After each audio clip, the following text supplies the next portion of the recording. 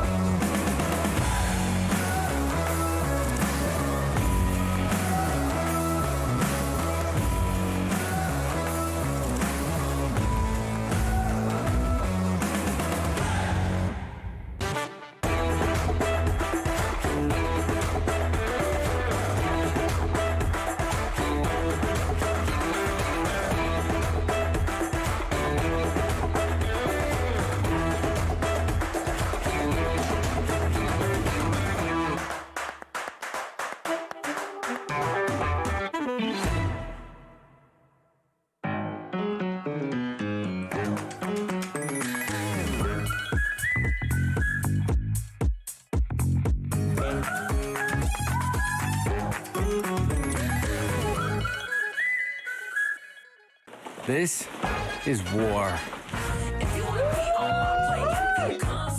Lead, follow, or get out of the way.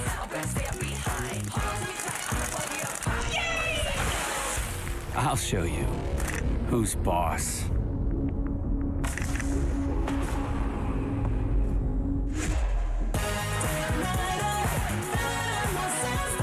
The world is now a real-time battlefield. Join the global battlefield. Summoner's War, Lost Centuria. Download now.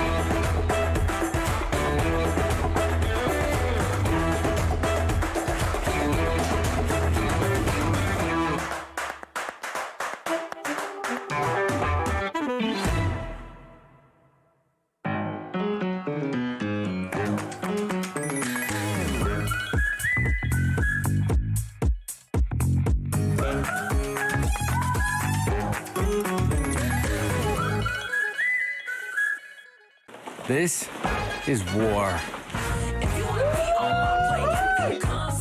Lead, follow, or get out of the way.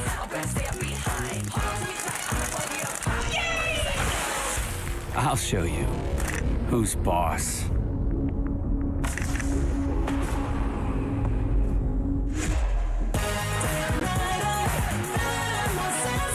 The world is now a real-time battlefield. Join the global battlefield. Summoner's War, Lost Centuria. Download now.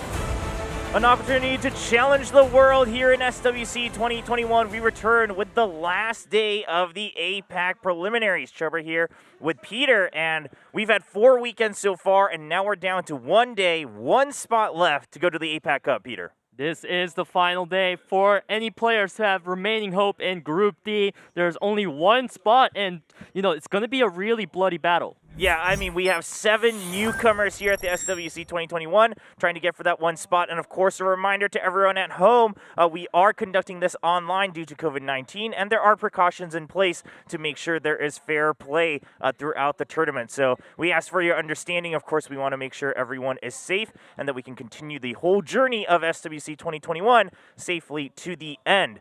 Well, we already kind of covered what we're getting into today, but 7 newcomers, right? We had the 1 returning kind of veteran from Group D, Matsu, who's already made it into the APAC Cup, but now 7 newcomers remain, and only 1 of them gets to move on.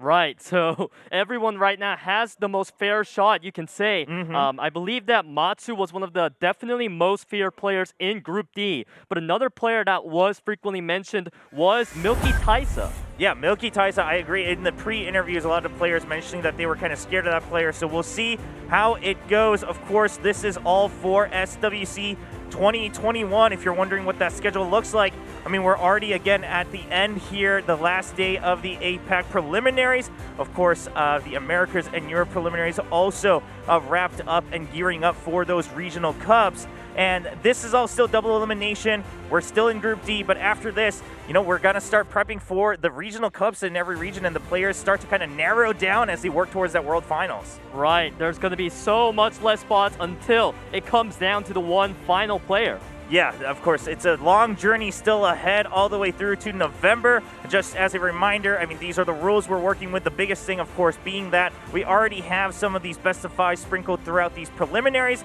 Today, it will be the last match of the day will be a best of 5, all others best of 3. But then once we move into the regional cups, it's all best of 5s moving forward. So, I mean, for these players, even if you make it through, you want to make sure that you have such a deep pool of ideas, strategies, monsters that you can pull from, because you got to continue adapting, as we saw Matsu do yesterday when he moved on to the APAC Cup. Super strong showing out of Matsu. This is the only instance where a finals went 3-0. That's true, yeah. In the APAC preliminaries so far, we've always had at least 1 game kind of go back and forth, but yesterday it was a 3-0. Matsu really proving that veterancy here in Group D. OSSERU did try to put up a fight, but in the finals, the winners finals rather, it just wasn't enough. So here are the 7 players remaining. 1 spot left, of course, OSSERU, since he got it all the way to the winners finals yesterday, he now waits in the losers finals best of 5 to see who will challenge him today.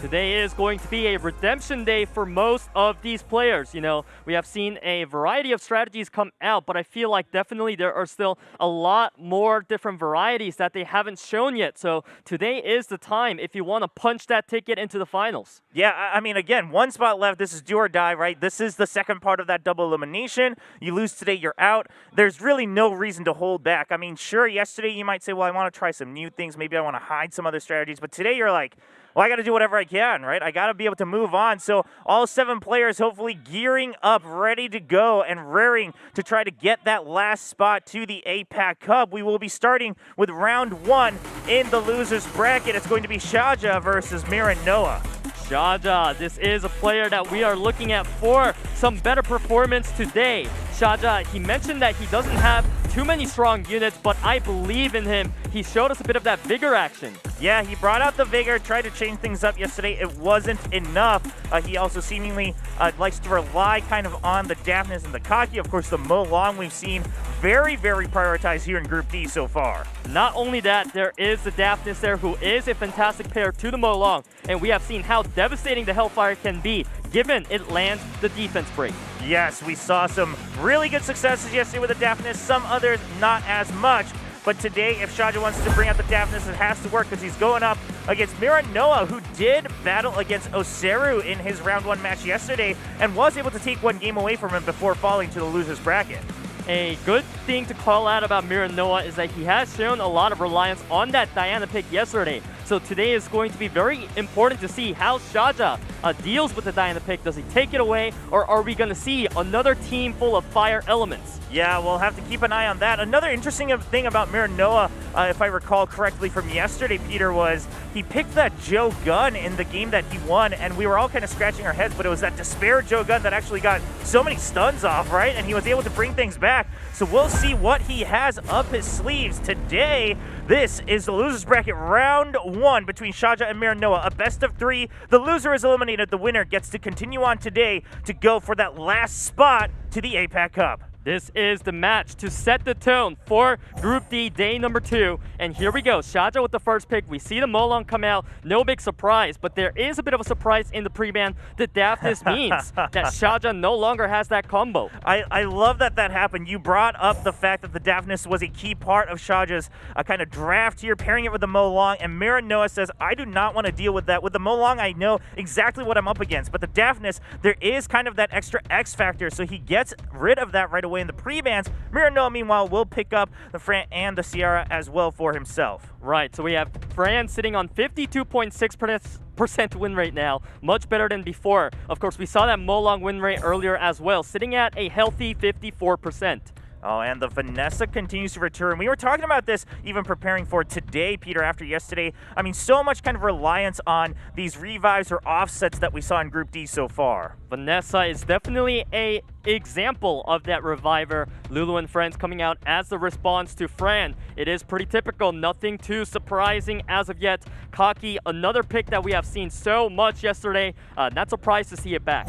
Yeah, the Onimushas. Oh, now pairing it with the Suiki. We saw this pair yesterday as well. The Suiki kind of going for that long-term insurance among the Onimushas, of course, gearing up as more turns go by. And then the Kaki we just mentioned as well. I mean, all the Onimushas are just really true bruisers, some just having different perks than others. Right, this feels like a bit of an early Suiki, but it really isn't because, like you said, Chobra, these Onimushas are very powerful and rarely are you wrong for picking them. Now, SHAJA looking to respond with some Vertihell and Wind Ryu. Wind Ryu, okay, that's the first time we're seeing it here in the APAC preliminaries. We saw, a decent amount of Water Ryu, and then we saw some sprinkles of Fire Ryu last week in Group C, but now the Wind Ryu coming through as well, this time for SHAJA. He's trying to throw some wild cards here against MIRAN here in Game 1 of this best of 3, pairing it alongside that Vertihile.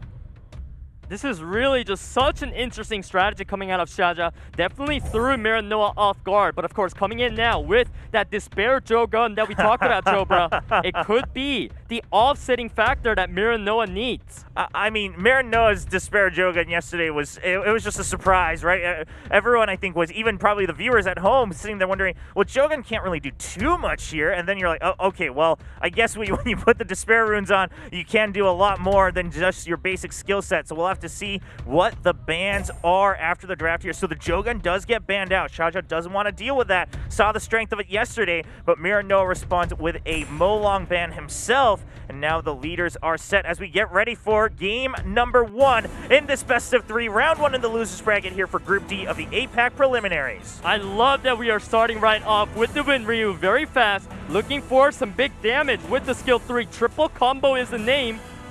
Okay, can he get? He goes for it. Here we go. Oh, that is huge damage. Massive damage, gets the defense break, but not, of course, enough to finish off the Fran just yet. So Fran, I mean, not too many options to consider here, I think. Going for the Purify to cleanse the defense break. But there is the skill 3 now, so not getting punished at all. Wow, I mean, that was the big consideration, right? Is do I protect myself or do I still go for the buff? Was able to secure both, still very low. And now Lulu responds on the side of SHAJA to put that immunity as well for his team. The immunity is huge. It makes the Sierra useless, but not so useless when her skill 1 hits so hard. Now there is Kaki looking for the angle onto the Wind Ryu. Oh, gets the AoE and gets that damage down as well. Already burning through that revive from the Vanessa, and the Suiki helps finish it off a second time. The Wind Ryu is out. Vertihile so low as well. Vanessa right there with the very clutch proc, but is it going to be enough? Because we see another Fate of Destruction out of Sierra, and that is going to be Vanessa down. Vanessa down, Vertihile low, Lulu there to try to keep things going, but you've still got 2 Onimushas and then the Sierra as Look well. Look at that! Oh Chop, my and God. everything just goes down. MIRAN says double Onimushas are super strong, and that is how I lock down my first victory. The true strength of the Onimushas right there. No fear, chop chop, as you say, Peter. And MIRAN will take a swift victory in game 1. I mean, SHAJA, he tried with the Wind Ryu, and it had a decent start, but that Fran just was able to get off for free.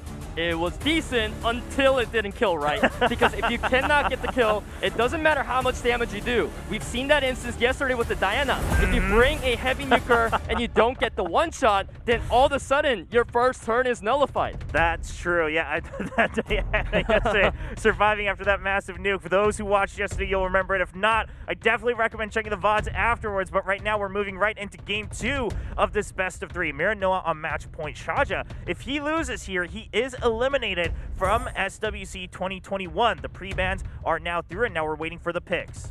SHAJA did mention that he wants to be winning the whole thing, but first getting through the Group D preliminaries. So right now, he's definitely got to prove himself. The Barbara pre-ban was a bit of a prediction out of MIRAN, knowing what his opponent might potentially bring.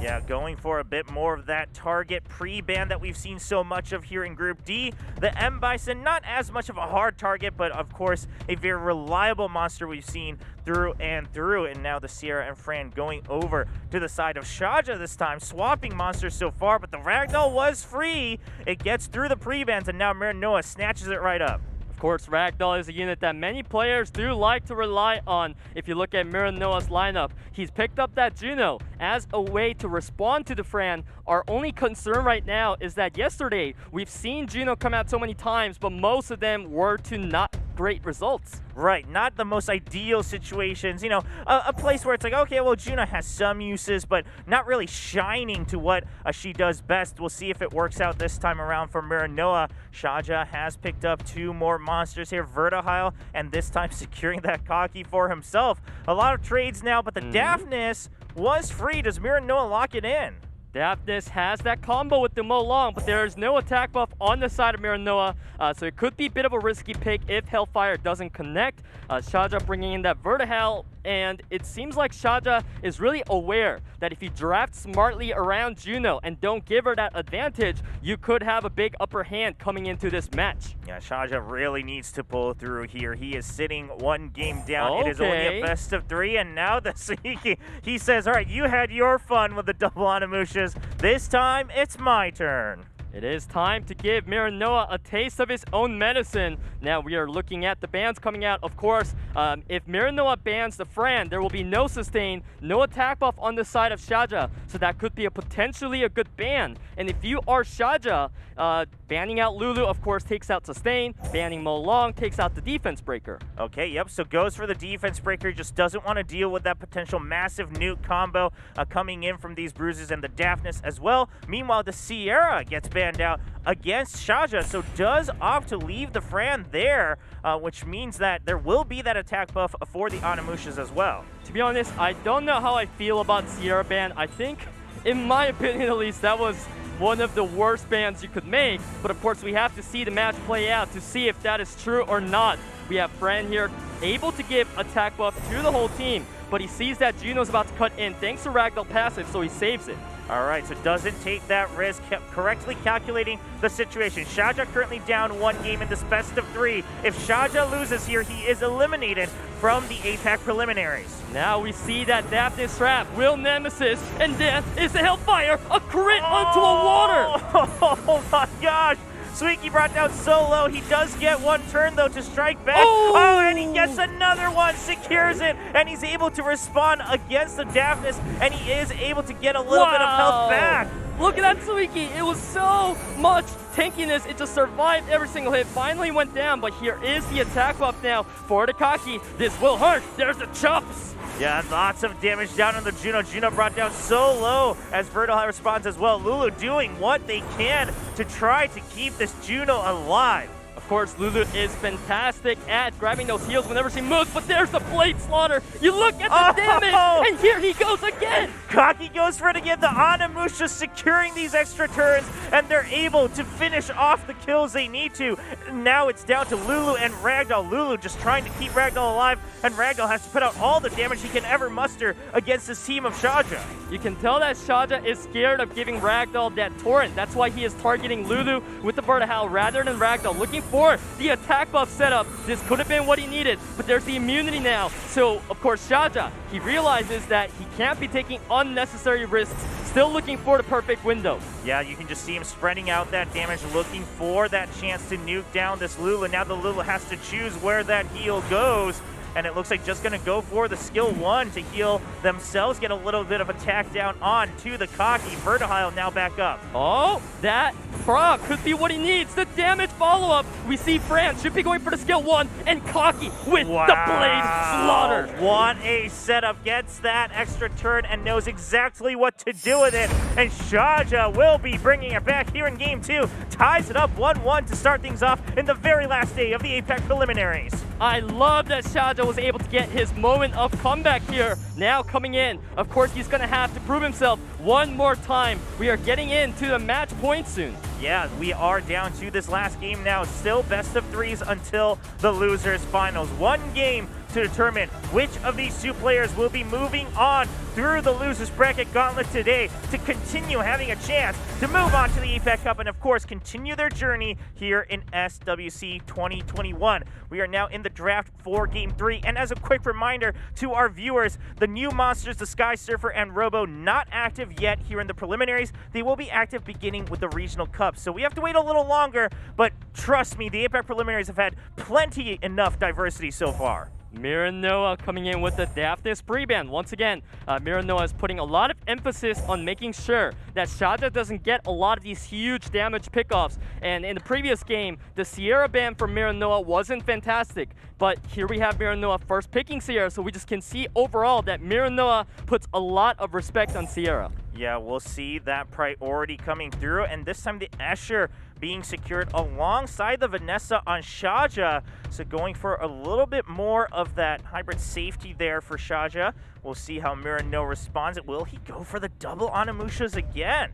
I am 100% down for double Onimushas. If you look at SHAJA's lineup, Chobra, you mentioned that it's a bit of a hybrid defensive type of lineup, and that is exactly what I don't want to see. Vanessa and Escher are both very submissive picks. And of course, if you could bring in the double Onimushas to punish that, you might see some great results. Yeah, MIRAN really identifying that he can take control of this match, it looks like. So SHAJA responds with the Vertihile, and then the Barbara, of course, seemingly being selected always at the right times with this insane win rate, right? 5 wins, only 1 loss, so always being picked when she needs to. Can it happen again here in Game 3? Right, so Barbara in SWC 2020 was not that great because she was overused in every single match that she shouldn't be in. But this year in APAC 2021, she has been picked in a lot of these matches where she can shine. But of course now Triana coming in is going to put a bit of a dent in that Barbara's carry potential. Okay, so the Triana now comes in to kind of counter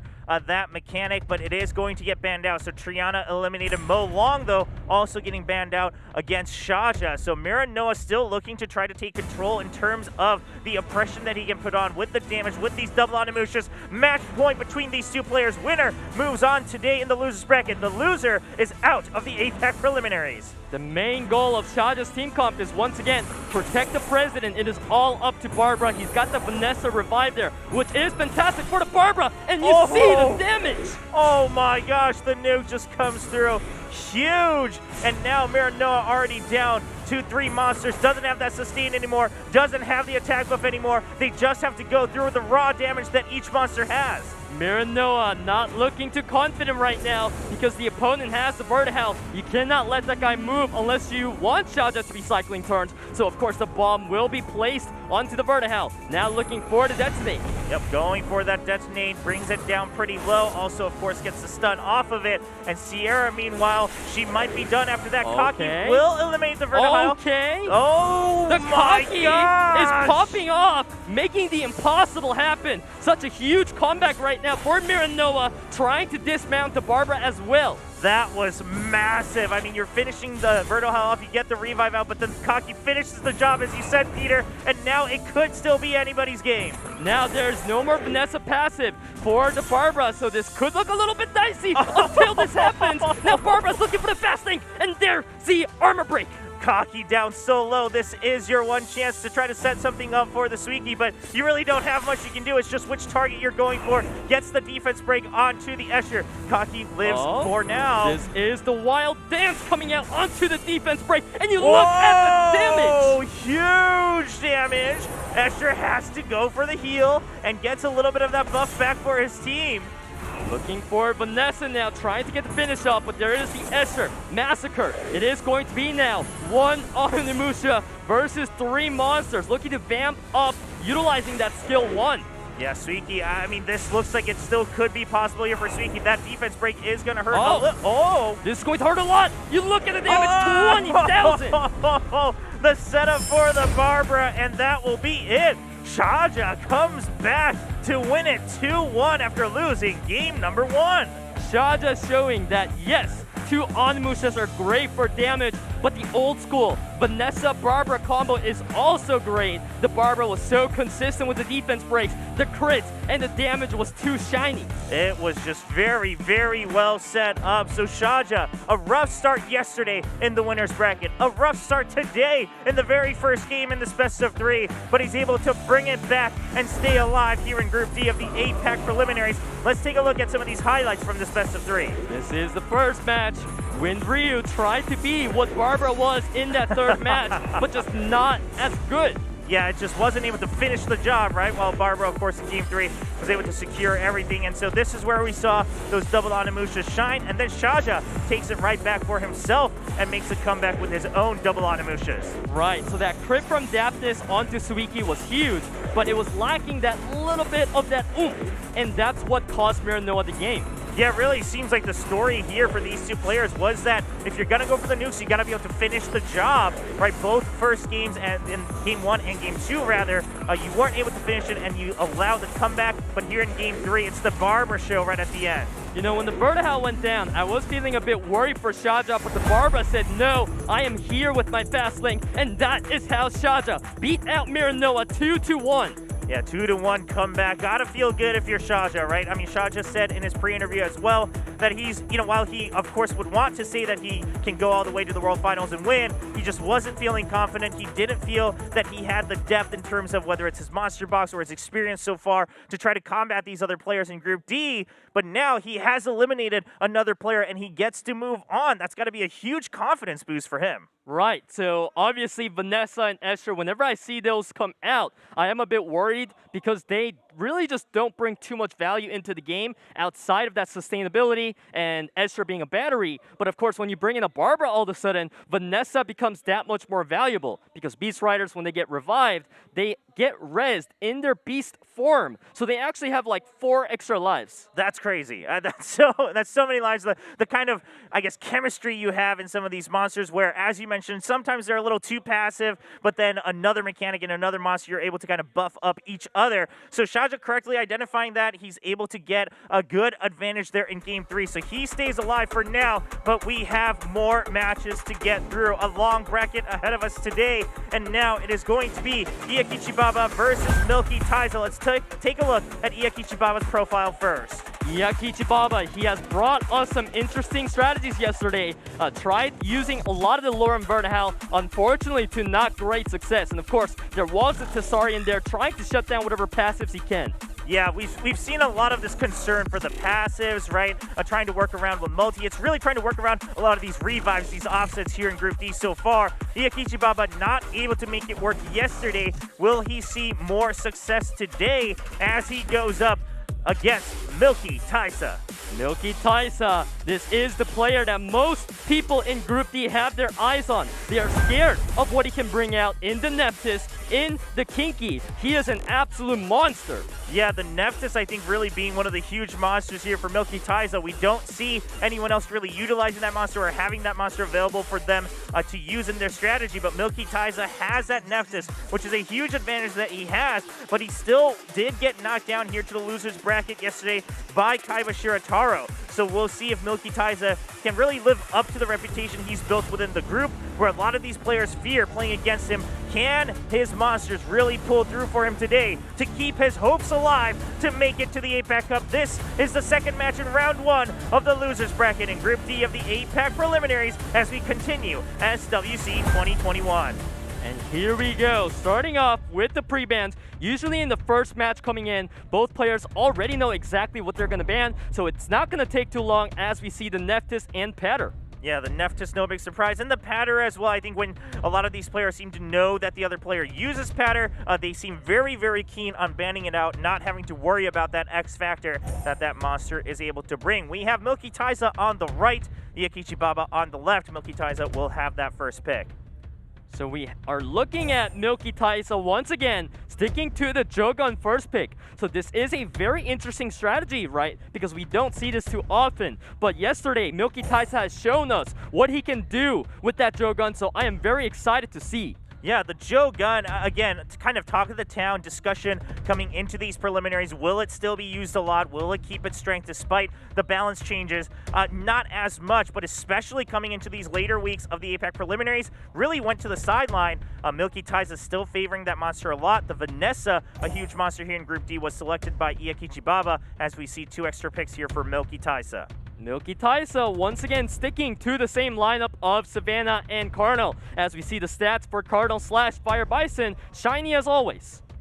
Always a reliable monster right there, and the Barbara and the Juno. Now, as a response from IYAKICHI, every time the Juno comes up, I gotta wonder, Peter, I mean, is it going to be another scenario where it's not as ideal? Wow, it's definitely not going to be ideal into the Tianlang, because Tianlang is going to severely limit the attack bar gain of Juno. Of course, the Kinky there as well, the late game insurance for MILKY TAISA. Mo Long to round off the draft for IYAKICHI. It is going to bring in that extra burst. Okay, so rounding it out with a bit more burst, but as you mentioned, there's definitely some thorns here in those last 2 picks from MILKY TAISA, so the ban is going to be up against that Kinky. It is going to be that Onimusha eliminated, and then the Mo Long gets eliminated by MILKY TAISA. This is another best of 3, game number 1 here in Group D of the APAC preliminaries. I love the bans from both sides. Here we have Barbara with the fast link, absorbing the attack bar, making sure to throw that Jogun out of speed tune. Juno piling the damage.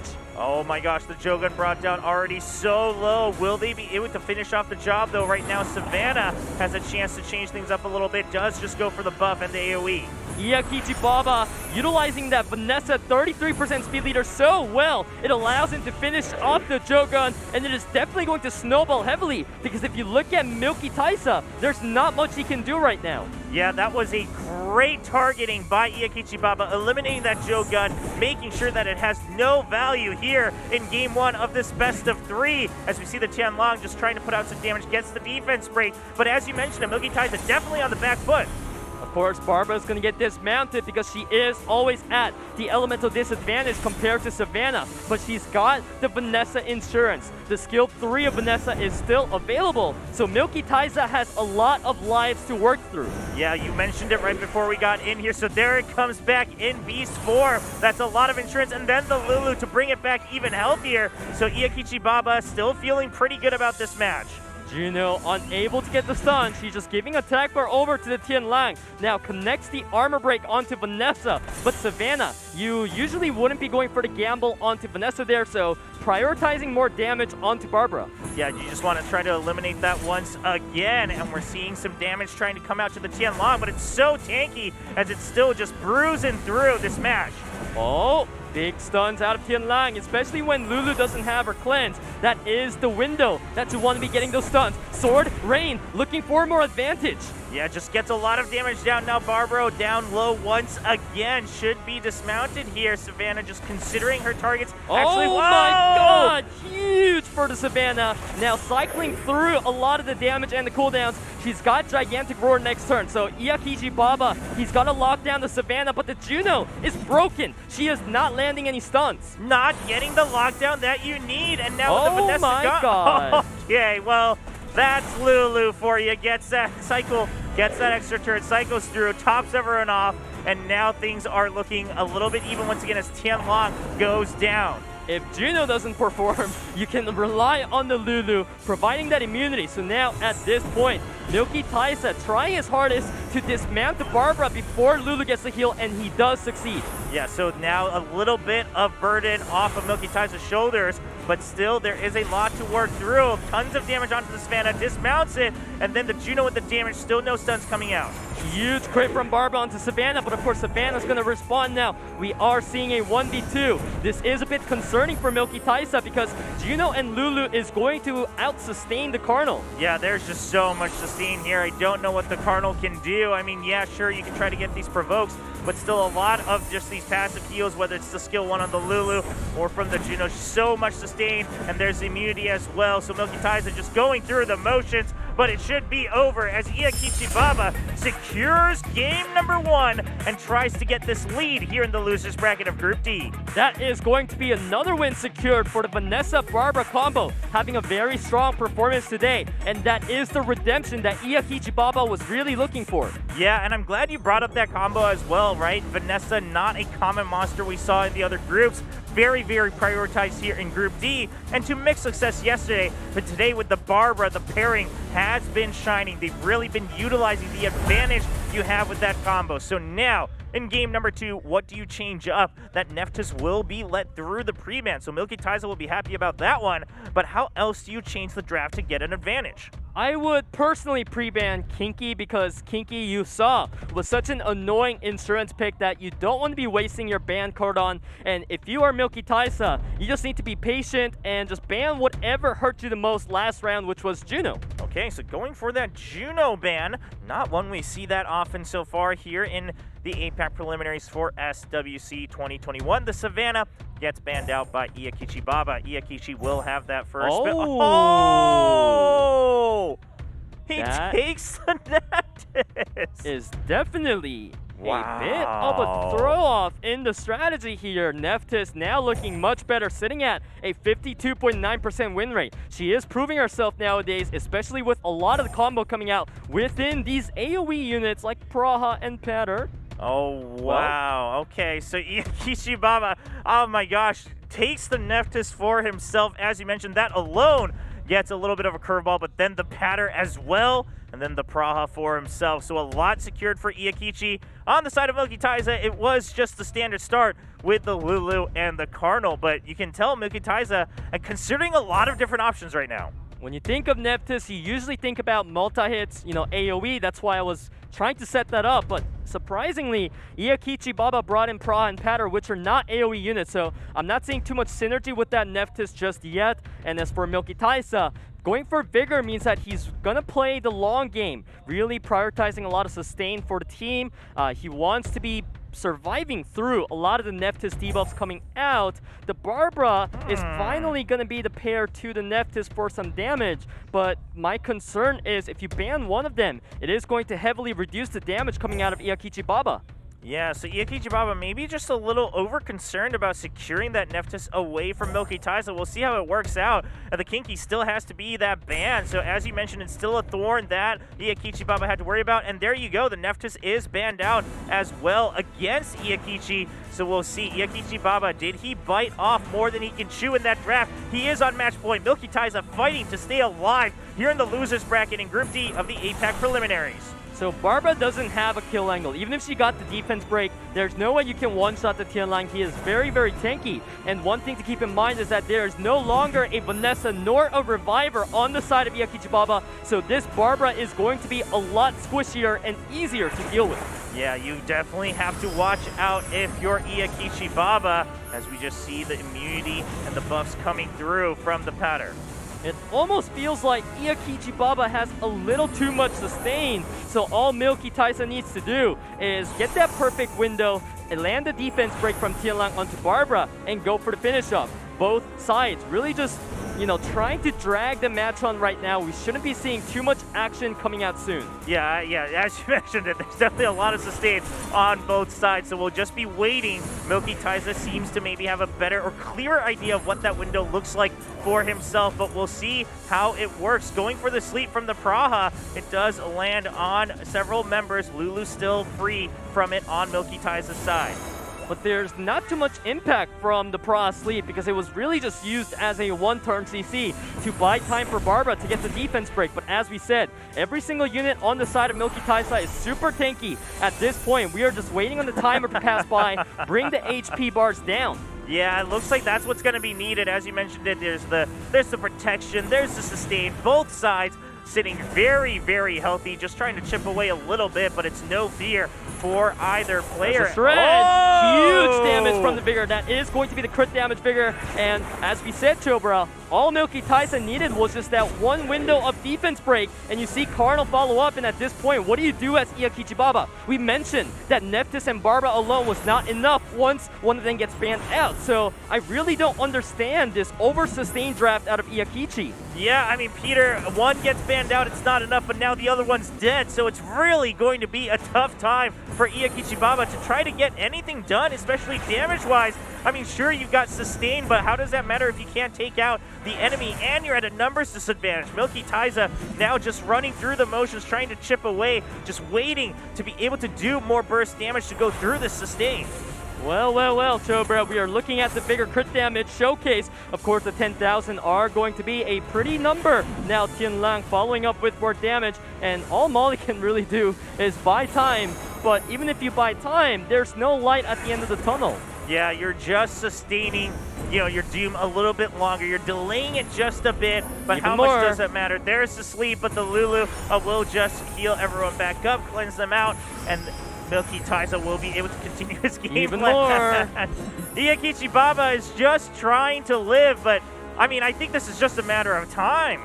So I really like that Milky TAISA drafted in a way that he pretty much has 4 really tanky units, not a single unit on that field that Barbara can look to try to take out. And I believe that was one of the key strategies coming out of Milky TAISA. So the main comparison points is that while IYAKICHI Baba and Milky TAISA both have great sustain, IYAKICHI Baba has pure supports while Milky TAISA has a lot more bruiser damage. Yeah, there's definitely a bit more of a mix there on Milky TAISA. So Milky TAISA trying to use that to his advantage as we're just cycling through these turns, getting some chip damage left and right. Sword Rain, does it buy more time? No, it doesn't get those stuns.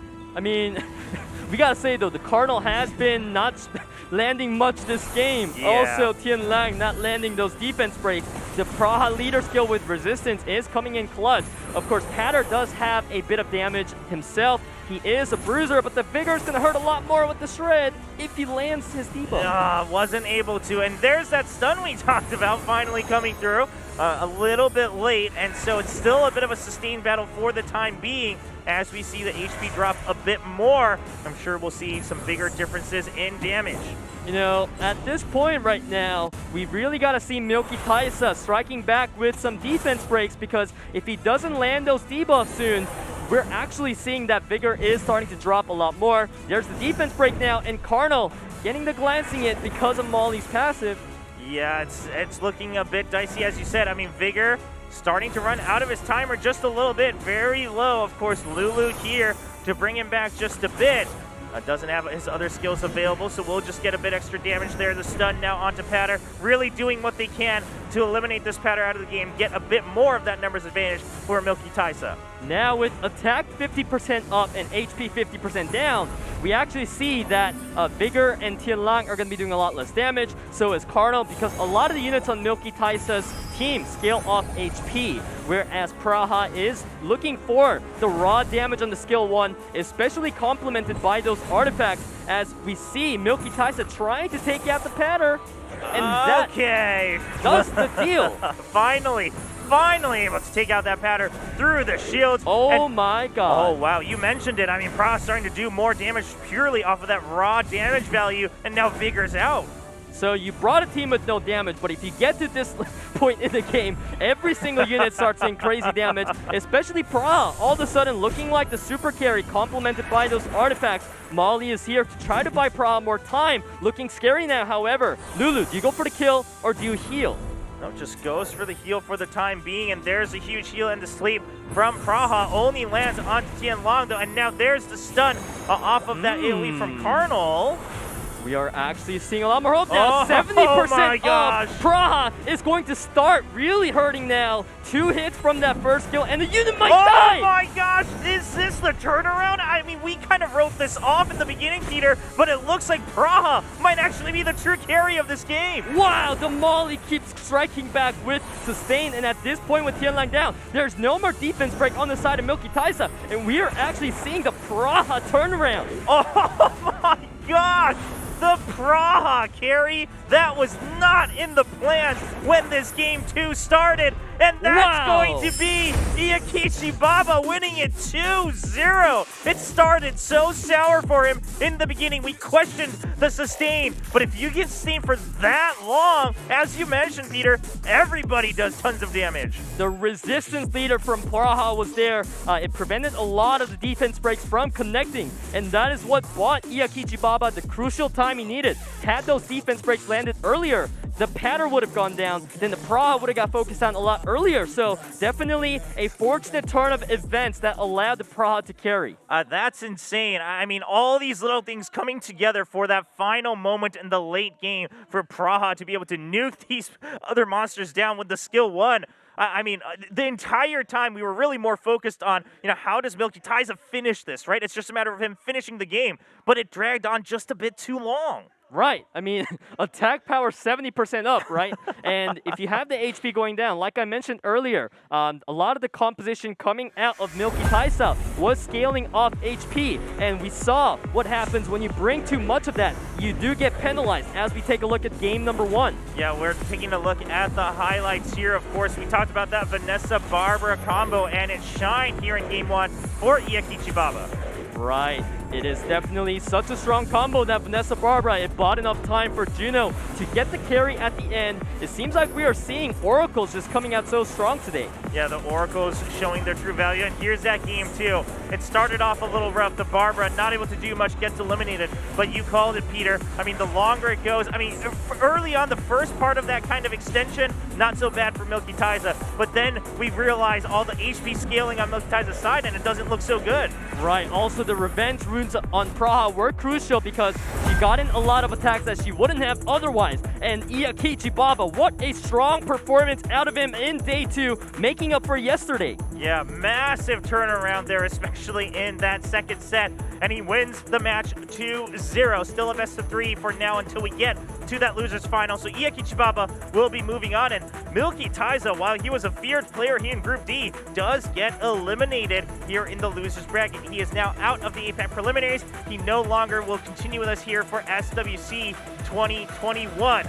Now we move on down the bracket. SHAJA moves on to face off against ETOWARU. IYAKICHI going to face off against KAIBASHIRA TARO. Of course, when you have these losers matches, you have players waiting there at the higher levels of the brackets, and we have seen a lot of this Praha action, a lot of the Vanessa Barbara action, and we know the players have as well, so I'm really excited to see how these players work around those strategies. Yeah, always the fun part about day 2 is that there's this opportunity for extra adaptation, so it should be exciting. We'll take a quick break, and when we come back, we continue with the losers bracket.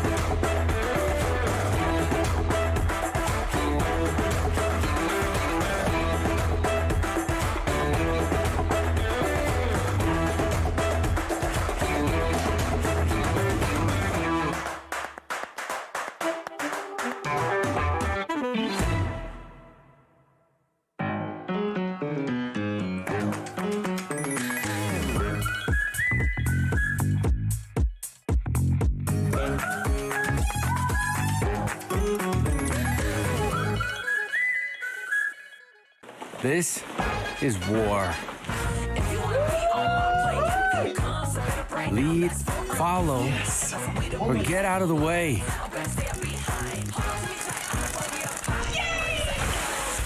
I'll show you who's boss.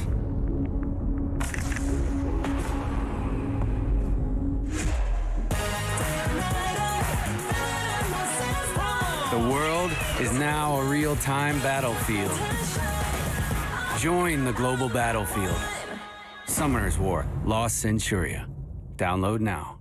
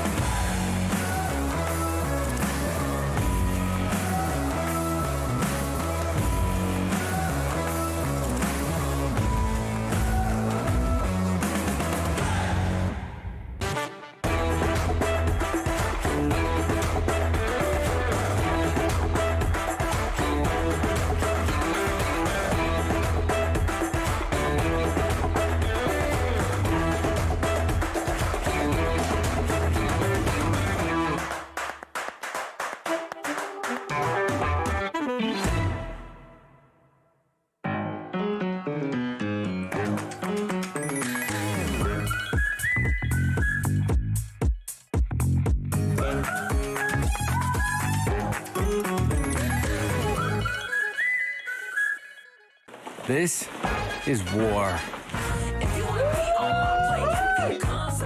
Lead, follow, or get out of the way.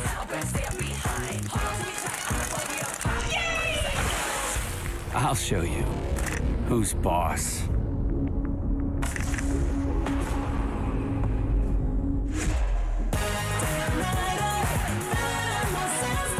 The world is now a real-time battlefield. Join the global battlefield. Summoner's War, Lost Centuria. Download now.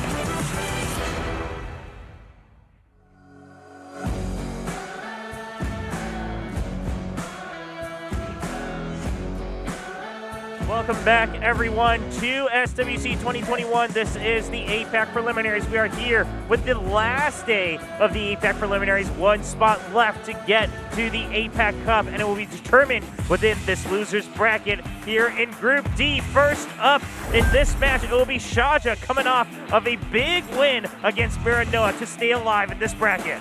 SHAJA has definitely had a really tough road so far. Haven't had any of those clean 2-0s, but I'm sure he is looking for those now. Of course, the Vanessa Barbara was one of the strongest combos for him. Yeah, he was able to make that work at the beginning of the day, get that comeback against MIRAN, of course, after falling kind of without showing anything yesterday in the winner's bracket. SHAJA seems to have turned a new leaf here for day 2, now in the loser's bracket. Now he goes up against ETOWARU, and ETOWARU, I mean, if there's one word to describe ETOWARU, it's the love for Jaeger. This is a player who loves his Jaeger. Jaeger, Molly, I don't think I've ever seen him not pick those two together, so I wouldn't be too surprised to see them coming out again. And I recall that ETOWARU and SHAJA were both players that were not too confident about their Group D preliminaries, so they definitely have to prove themselves now. Yeah, both of them, of course, also being knocked down to this loser's bracket by Matsu himself, who has already secured his seed to the APAC Cup yesterday in the winner's bracket. And now, both of them trying to make it there themselves. They have to win this next best of 3 to move on in the loser's bracket. This is round 2 in the lower bracket for Group D of the APAC preliminaries for SWC 2021. SHAJA versus ETOWARU. This is going to be very interesting because we know that Jaeger is weak to upfront damage, and that is what SHAJA has brought in those double Onimusha, so I wouldn't be too surprised to see them come out again, especially paired with Mo Long Fran. Yeah, we'll see. In Game 1, it will still be pre-banned for now, but of course, that's something to keep an eye on, especially in Game 2, because ETOWARU, as you mentioned, Peter, never shies away if that Jaeger gets through. For now, it's pre-banned, and then the Daphnis being pre-banned away. ETOWARU taking a page out of the earlier match today against SHAJA. So Daphnis pre-ban is really interesting. Daphnis is a unit that is definitely fearsome because the Hellfire can be that one-shot nuke. We've seen a variety of builds for Daphnis. We've seen the Violent Daphnis, which is great at being useful throughout the whole match instead of just that first Hellfire. And the double Nemesis Will Daphnis ruined on very tanky stats, and the purpose of that Daphnis is to bait out the opponent's damage and then strike back. Okay, so we'll see if that is going to be available for Game 2, but ETOWARU not taking any chances with the variants that you just mentioned, Peter, available if that Daphnis gets through. We're looking at Lulu continuing to have a healthy win rate, and then now Kaki being picked up by SHAJA, now being back up to 50% win rate. I mean, really showing that Onimusha strength here in Group D. Right, so a lot of these units that we are seeing again and again in Group D are having just better and better win rates as time goes on. So we are seeing the results matching up to the reason why we keep seeing these units. Juno now is going to be the response to Fran, and Triana is always that eyesore for the opponent. Yeah, Triana, of course, another kind of staple here in Group D alongside Vanessa of really just being that extra insurance and, like you said, an eyesore, a thorn in the side of your opponents. We'll see how that makes it through the draft here. ETOWARU already now has 4 monsters, now waiting for SHAJA's last 2 picks as he runs down the clock. It will be Vertihile. Wow. Oh, okay, and then we're going to get the Light Fairy King to round things out. So if we see the Oberon, then we should be seeing a ban on Triana most likely, unless ETOWARU picks up a really annoying last pick. And ETOWARU, you see that your opponent has only 1 attack buffer in the Fran, which is also the only sustain. So that could be a very good ban, but I wouldn't be too surprised to see a ban going on other units too, because SHAJA's lineup overall is just very, very packed. Okay, well, lots to consider here. Barbara will be that last pick from ETOWARU.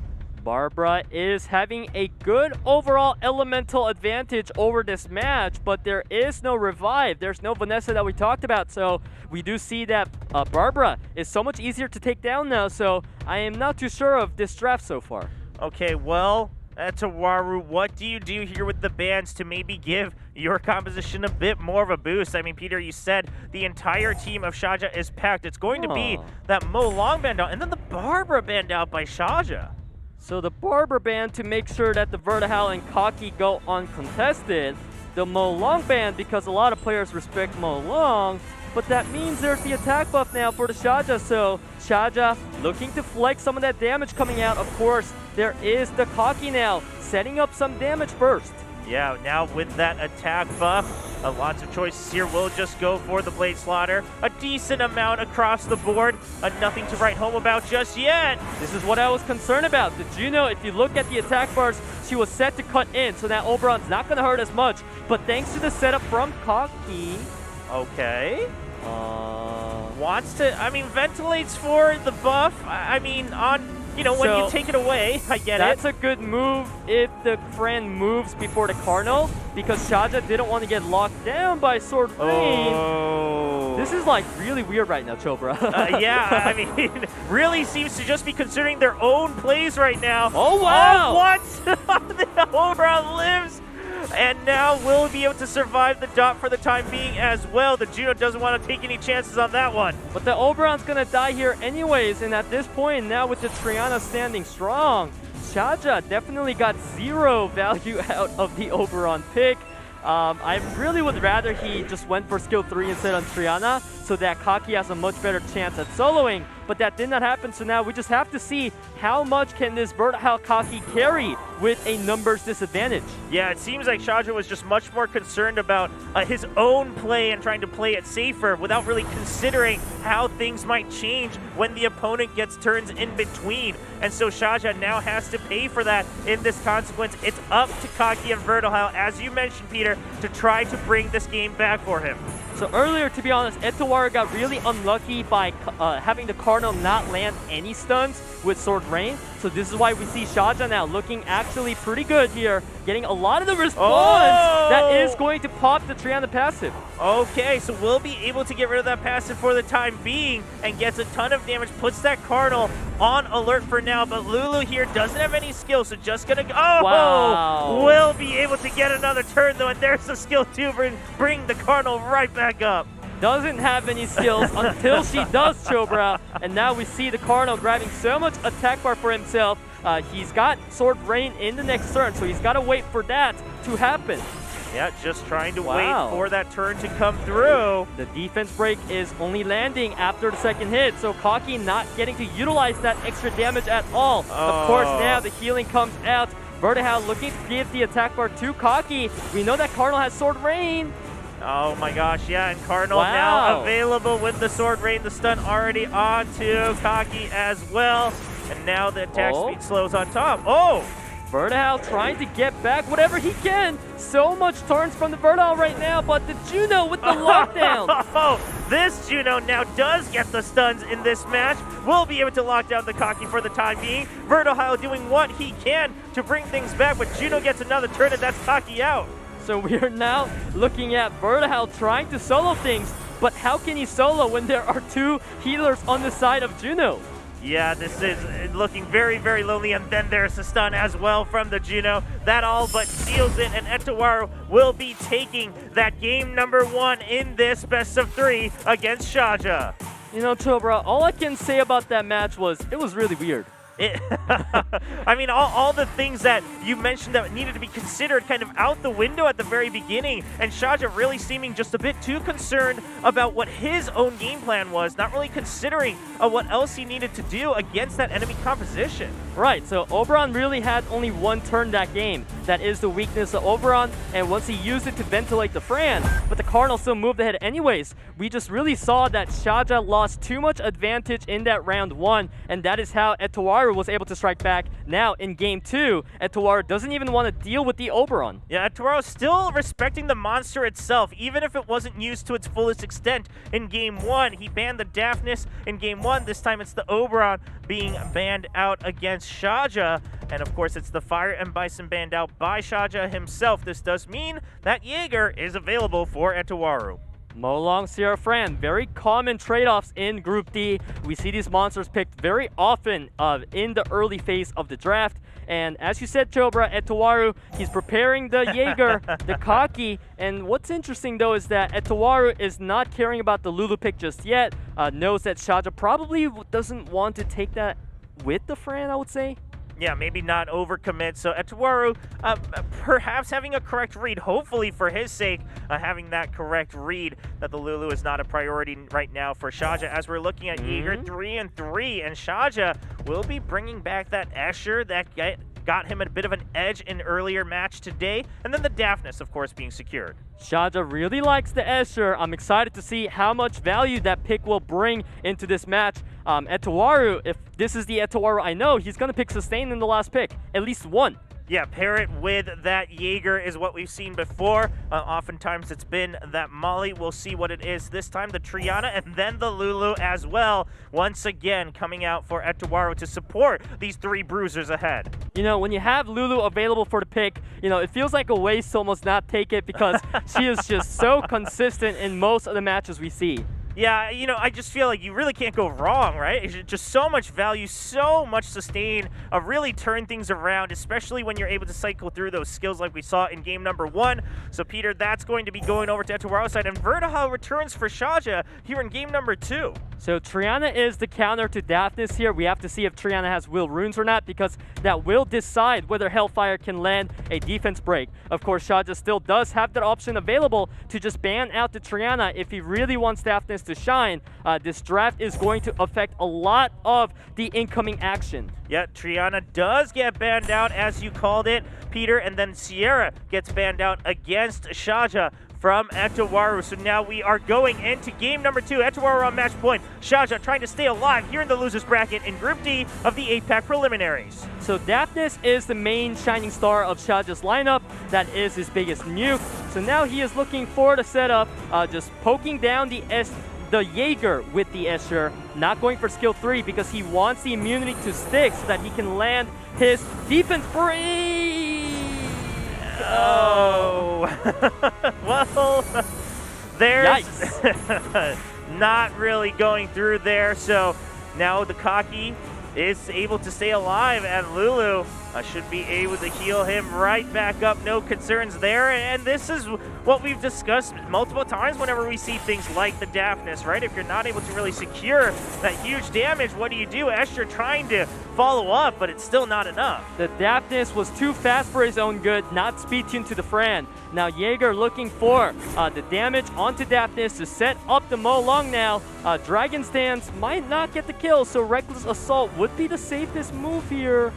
Yeah, I mean, do you go for the secure when you have it? There you go. Yeah, he considered it for a brief moment, but will go for the secure kill, and that is Daphnis now out for SHAJA. I like the safety play coming out of ETOWARU because at this point, he is still sitting in a very good spot. All he needs to do is take out the Vertihal, and Jaeger is fantastic at that. He shines with the nuke. Justice has a built-in multiplier. The more allies that die, the more damage it does. So now we are definitely going to be seeing even bigger multipliers. Yep, so we now see SHAJA trying to target the Jaeger as fast as possible, not to give any more opportunities, but will it be enough? The defense break setup is all Jaeger needs to get the job done. Oh! Doesn't get the defense break, just a little bit of damage against Justice! Vertihile. Oh, it's still enough damage though. Huge nuke up against the Vertihile, and the Jaeger already paying off its value. That is the crazy multiplier we were talking about, Chobra. Even without the defense break, when allies die, and whenever you hit even the teammates of Jaeger, his stats, his attack goes up, and now Mo Long with the setup for Jaeger once again. Yeah, friend looking so Here we go. good here. There's a justice! And that is a guaranteed kill there for Jaeger, and Escher now all alone. But it doesn't look like you're going to have enough damage nor sustain against the three monsters of ETOWARU. And that will be ETOWARU securing a 2-0 victory to move on in the losers bracket in Group D of the APAC preliminaries. I would use 2 words to sum that matchup. Jaeger showcase.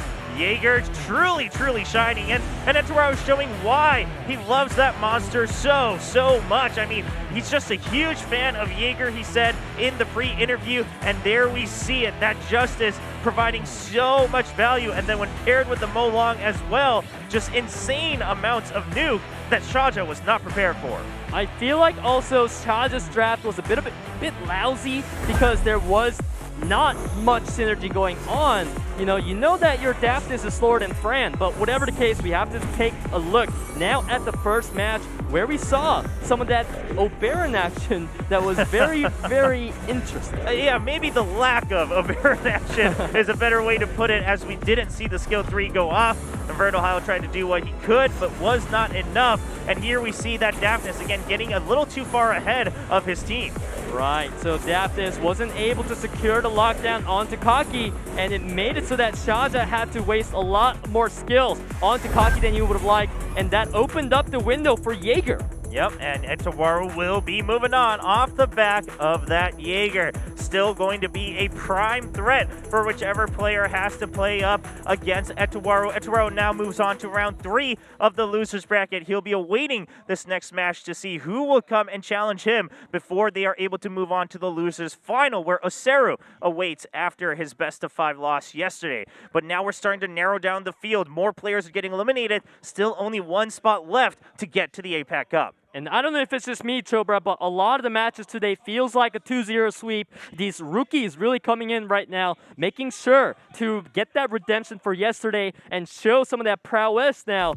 These strategies are really shining right now. I love that you brought that up again, that all these players we're watching today, this is their first SWC appearance. None of them have made it to the preliminaries before. None of them have made it to this part of the SWC prior. So this is their first big run, and now we're watching IYAKICHI Baba see how far he can go in this bracket as he comes off of a 2-0 win against MILKY TAISA. IYAKICHI Baba, I have my notes on this guy now. Never doubt IYAKICHI Baba regardless of the comp he brings, because that Praha was crazy with the artifacts, shooting out those skill 1s like a machine gun. I mean, that was one of those rare situations where it looked so sure that the game was written off, but IYAKICHI Baba had faith in his monsters and how he set them up, how he prepped them for that game, and he was able to pull through with that victory. Well, his opponent this time, it is going to be KAIBASHIRA TARO. KAIBASHIRA TARO, another player we have many expectations for. Yesterday showed us a crazy gameplay with Shizuka, and I remember, Chobra, you were so excited to see the potential comeback until it didn't happen. It did not happen. I mean, there is still a bit of a limit on what that Shizuka can do, and unfortunately, it was not enough to be able to bring the comeback for KAIBASHIRA TARO. But what we do know then is that he's not afraid to kind of flex these different picks. He's ready to try to take these chances to get around obstacles that he may not be comfortable with otherwise. So IYAKICHI Baba, you saw the games yesterday. How are you prepared for this match today? A best of 3 between these two players to determine who will move on in the losers bracket to continue in the day and who will be eliminated from the APAC preliminaries here for SWC 2021. A lot on the line for both players here. Of course, KAIBASHIRA TARO, the man of many faces. What will he bring? And of course, especially if you are IYAKICHI Baba to the left, what do you even pre-ban? Yeah, goes for the Bastet ban. We did see KAIBASHIRA TARO bringing out that Bastet as well. Wow. So that's going to be the ban. Just doesn't want to deal with what that Bastet can set up for the rest of the team. Now on the right side, KAIBASHIRA TARO does ban out the Kaki and will get the first pick. So if KAIBASHIRA TARO was preparing to nuke again, go for the cleave comp in the first round, now he's definitely going to have to adjust. You see him hesitating a lot more now. If he does lock in the Molly, that is going to be a very passive pick, so I like the Molong way more. Yeah, the Molly first pick would have been a first time we've seen it picked in that very first slot. And there's the response with the Lulu being secured and then the Fire and Bison as well for IYAKICHI Baba. So now at this point with Molong, you can open up into the more bruiser type of routes, which is what I am expecting to see. Fran coming in, she is a very versatile unit, can work great with many different team comps, so we are not getting any direction as of yet, and Ragdoll is pretty much the same thing. Yeah, Ragdoll, another monster we've mentioned time and time again where you can always make use of Ragdoll. So there's the Fran, there's the Ragdoll. Now something to consider is Wajat, also a huge monster for KAIBASHIRA TARO, has consistently picked that monster or had it banned against him. So we'll see if that comes into play here today in this best of 3. Now awaiting the next picks from IYAKICHI, and wow, okay, so the Molly on top of the Lulu, and then another M. Bison. We are getting a lot of new looks, the new attributes from these collaboration monsters. Now it's going to be the wind version of the M. Bison showing up for IYAKICHI Baba as we look at potential last picks for KAIBASHIRA TARO. We talked about Wind Bison and we put a lot of attention on it, so it is very interesting to see double water coming out of KAIBASHIRA TARO. So this does point to a potential Wind Bison ban, but Diana's even scarier, so I wouldn't be too surprised to see a Diana ban now. But what I just don't understand is the Tetra pick. I don't feel like it's going to be getting much value this game. Okay, so some doubts here for Tetra. Suiki was the last ban earlier for KAIBASHIRA TARO, and that Diana does get locked in for IYAKICHI Baba. So as you mentioned, that is now another thorn when you consider the wind monsters, and you now have to ban out that Diana, which lets the wind and Bison through. I love the bruisers on KAIBASHIRA's side, but like I said, I hate the Tetra in there. I really hate it. I feel like she's not going to bring any value whatsoever outside of the occasional healing and the cleanses. So it is going to be a lot on the shoulders for Ragdoll and Suiki now. Okay, well, if there was anyone who could do that, it surely would be Ragdoll. He'd be one of those monsters that can do it. That is going to be a bit of a start coming out, but now Ragdoll looking to strike back. Not a lot of damage, of course, because every single unit on the side of IYAKICHI is very tanky. Yeah, very, very healthy on the side of IYAKICHI Baba, just putting down some damage up against the Fran, or really just vying for a better opportunity right now. And now Suiki is able to move and grab some damage, but not so much because everyone is protected by immunity. There is no defense break, there is no low unit, so it's just going to be a bit of a poke. Yeah, just pokes here and there, everyone just gauging and chipping away on both sides. I mean, you see kind of the similar situations in terms of health and damage. There's a skill 3 out of Wind Bison, grabbing the strip, resetting that skill 2 away from Suiki. But as we see, there's not going to be too much coming out of KAIBASHIRA TARO, especially now that Fire Bison has an angle for skill 2 or skill 3, and it's the Psycho Crusher. Yeah, he goes for it and lands 2 stuns as well on the Ragdoll and the Fran. So pretty decent value here for that Psycho Crusher coming out of the Fire and Bison. I mean, this is what I talked about. What is Tetra doing there? she's what? She's gonna cleanse the Ragdoll, or she's just vibing. She's just vibing here in this game, just hanging out.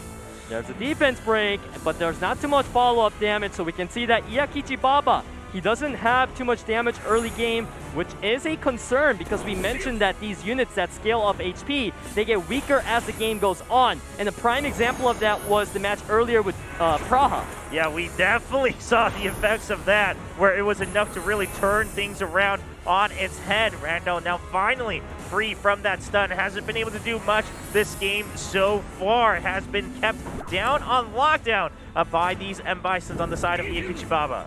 Tetra unable to grab the strip for the Suiki. Now we just keep seeing damage traded back and forth, healing traded back and forth, just coming back to that round 1. Yeah, it really seems kind of the similar story on both sides, right?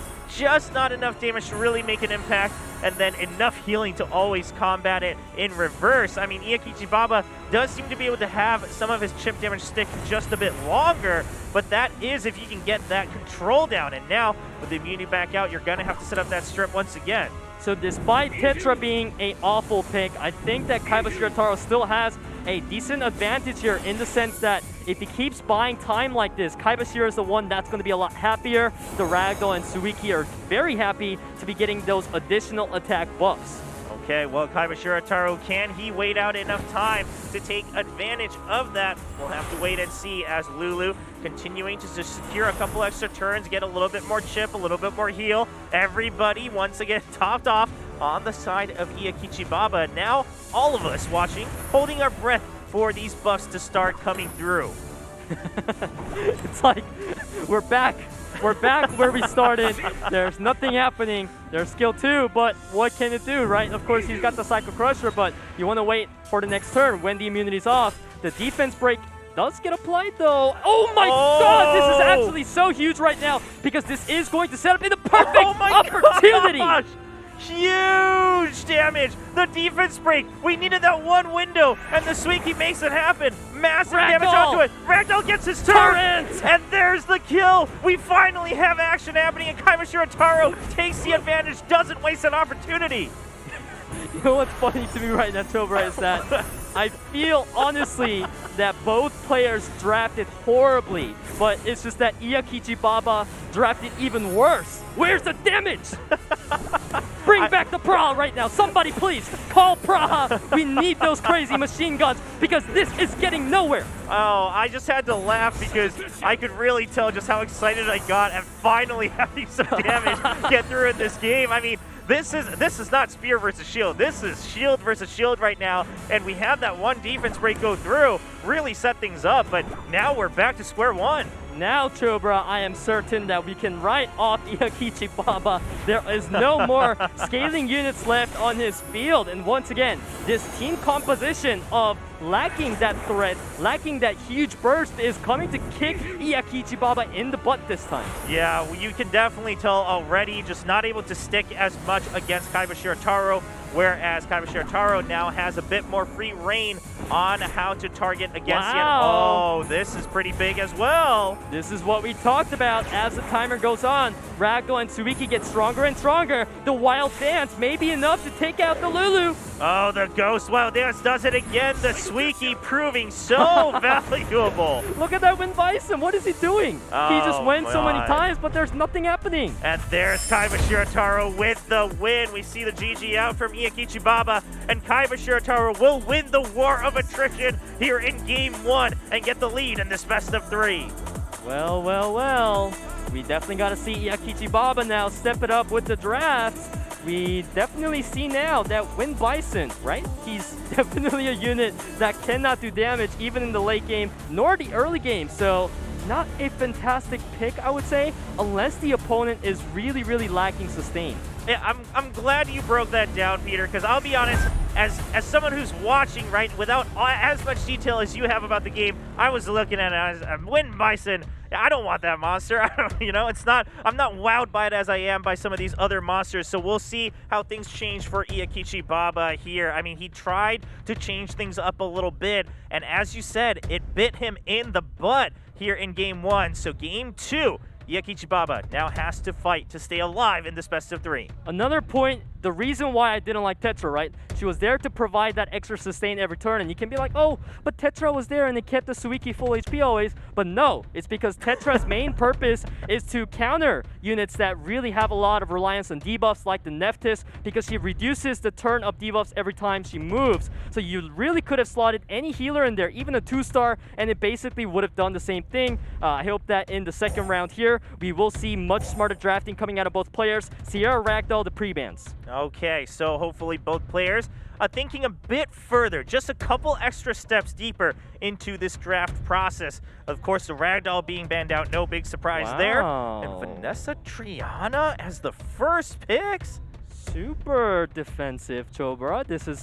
That's better. Please take those back. They are disgusting. Out of my sight. I would much rather see the Stingcha. Oh, now you speak your mind. You were hesitating, but now that they're off the table, you're popping off, Peter. Yep. But I mean, I think a lot of us would agree, especially on those first picks. And okay, we see the Potter come back, and then the Icarus being paired with the Mo Long. You know what? Now bring back the Triana. I approve the Triana now because it is going to be that reactionary pick to the Mo Long Icarus, providing some defense against that strong two-man combo. Of course, Kaki is going to be that much-needed bruiser, and the Coco returns. One Punch Woman. We've seen the Coco in the APAC preliminaries before. We've seen what it can do. This mage, if you set her up... Nigong! You were saying if you set her up, she does crazy damage, right, Chobra? I know that's what you were going to say, but Nigong is a unit that, once again, can bring back the whole team. Full team revives. So this would be the main counter to Coco. So now, if you are KAIBASHIRA Taro, you have 2 units to offset the damage in Nigong, Triana, even Abelio. Okay, well, this is some very different drafting, but definitely more reactionary and adapting to each other here in Game 2 compared to Game 1. Some big changes across the board, but KAIBASHIRA Taro, maybe he had a bit of an edge as he reacted correctly to each of these hands being shown by IYAKICHI Baba on the left side. The Icarus gets banned out, and then it's going to be the Nigong being banned out as well against KAIBASHIRA Taro. And now we will be going into Game 2. Ladies and gentlemen, this is a best of 3. KAIBASHIRA Taro now on match point to try to move on in the losers bracket in Group D of the APAC preliminaries. Super fast Triana. She is grabbing the first turn, but she's obviously not going to do anything. She can only just use the skill 1 here, saving the skill 2. And now it is time for Coco to start charging up those circles. It is going to be very scary once they connect. Yep, there they are. They're sitting there. Okay, just trying to chip away at the circles, it seems. Get rid of that one nuke, right? You're trying to draw them out with those counterattacks. So KAIBASHIRA Taro definitely knows what he's up against. Right, and Mo Long cannot use skill 3 because there is Abelio to give the attack bars. And now if you look at the situation, there's the defense break on Molly. She's looking real low, so she really needs to top me off from Abelio. All right, well, we see that support coming. Oh, okay. Bit of more circles being taken out from the Coco. Of course, Abelio does have skill 3. It's going to give a nice heal, nice attack bar boost, while Cure, the main thing that we are looking at now is going to be the Coco damage with much less circles than you want. The Night Crow! Yo, only 3 circles, still a ton of damage through, and the branding and defense break onto that Molly.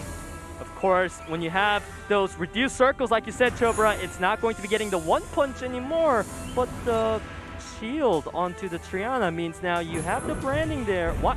Huh? Okay. Huh? Some questionable moves perhaps here between these 2 players. I don't get it. Went for the shield on the Triana and then the Mo Long.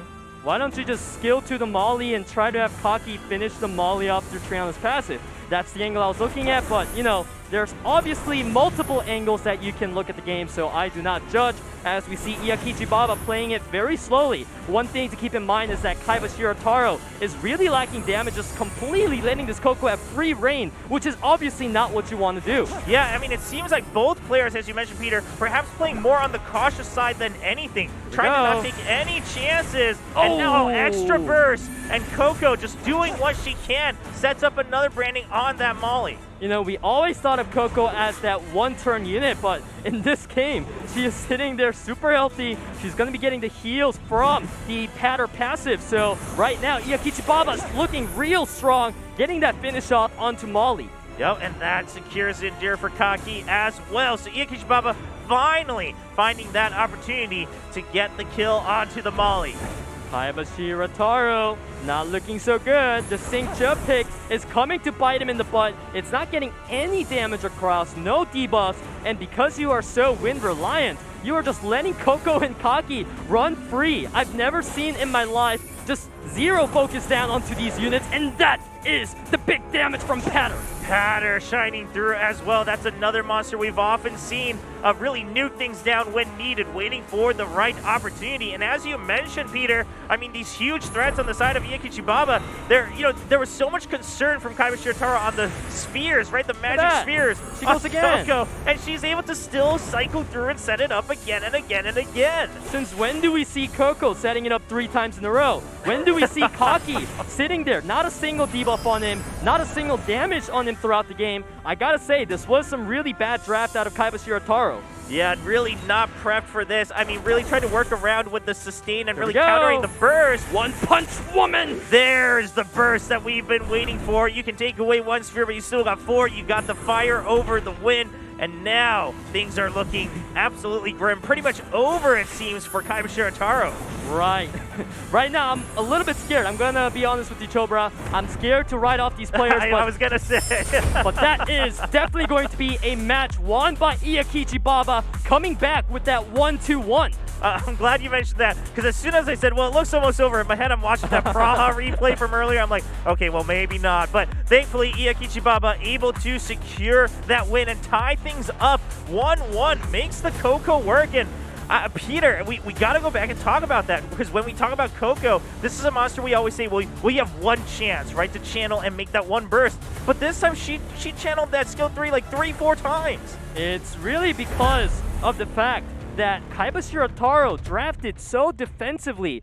Most of his picks were reactionary to the overabundant damage coming out of IYAKICHI Baba, and he really just wasn't able to even think about the fact that he's got to bring something to deal with the Coco, to deal with the Kaki, and he really got exposed there. Yeah, really maybe focusing too much on that one aspect of several of these monsters. The burst, right? The massive nukes coming through, the single target burst coming through from the side of IYAKICHI Baba. KAIBASHIRA TARO threw himself for a loop, it seems, during that draft. And while he was able to defend for just a bit longer, that was another classic situation of delaying the inevitable. Eventually loses out in game 2. Now tied 1-1. This is match point here in round 2 of the losers bracket in Group D of the APAC preliminaries. Lots of time spent. Oh my god!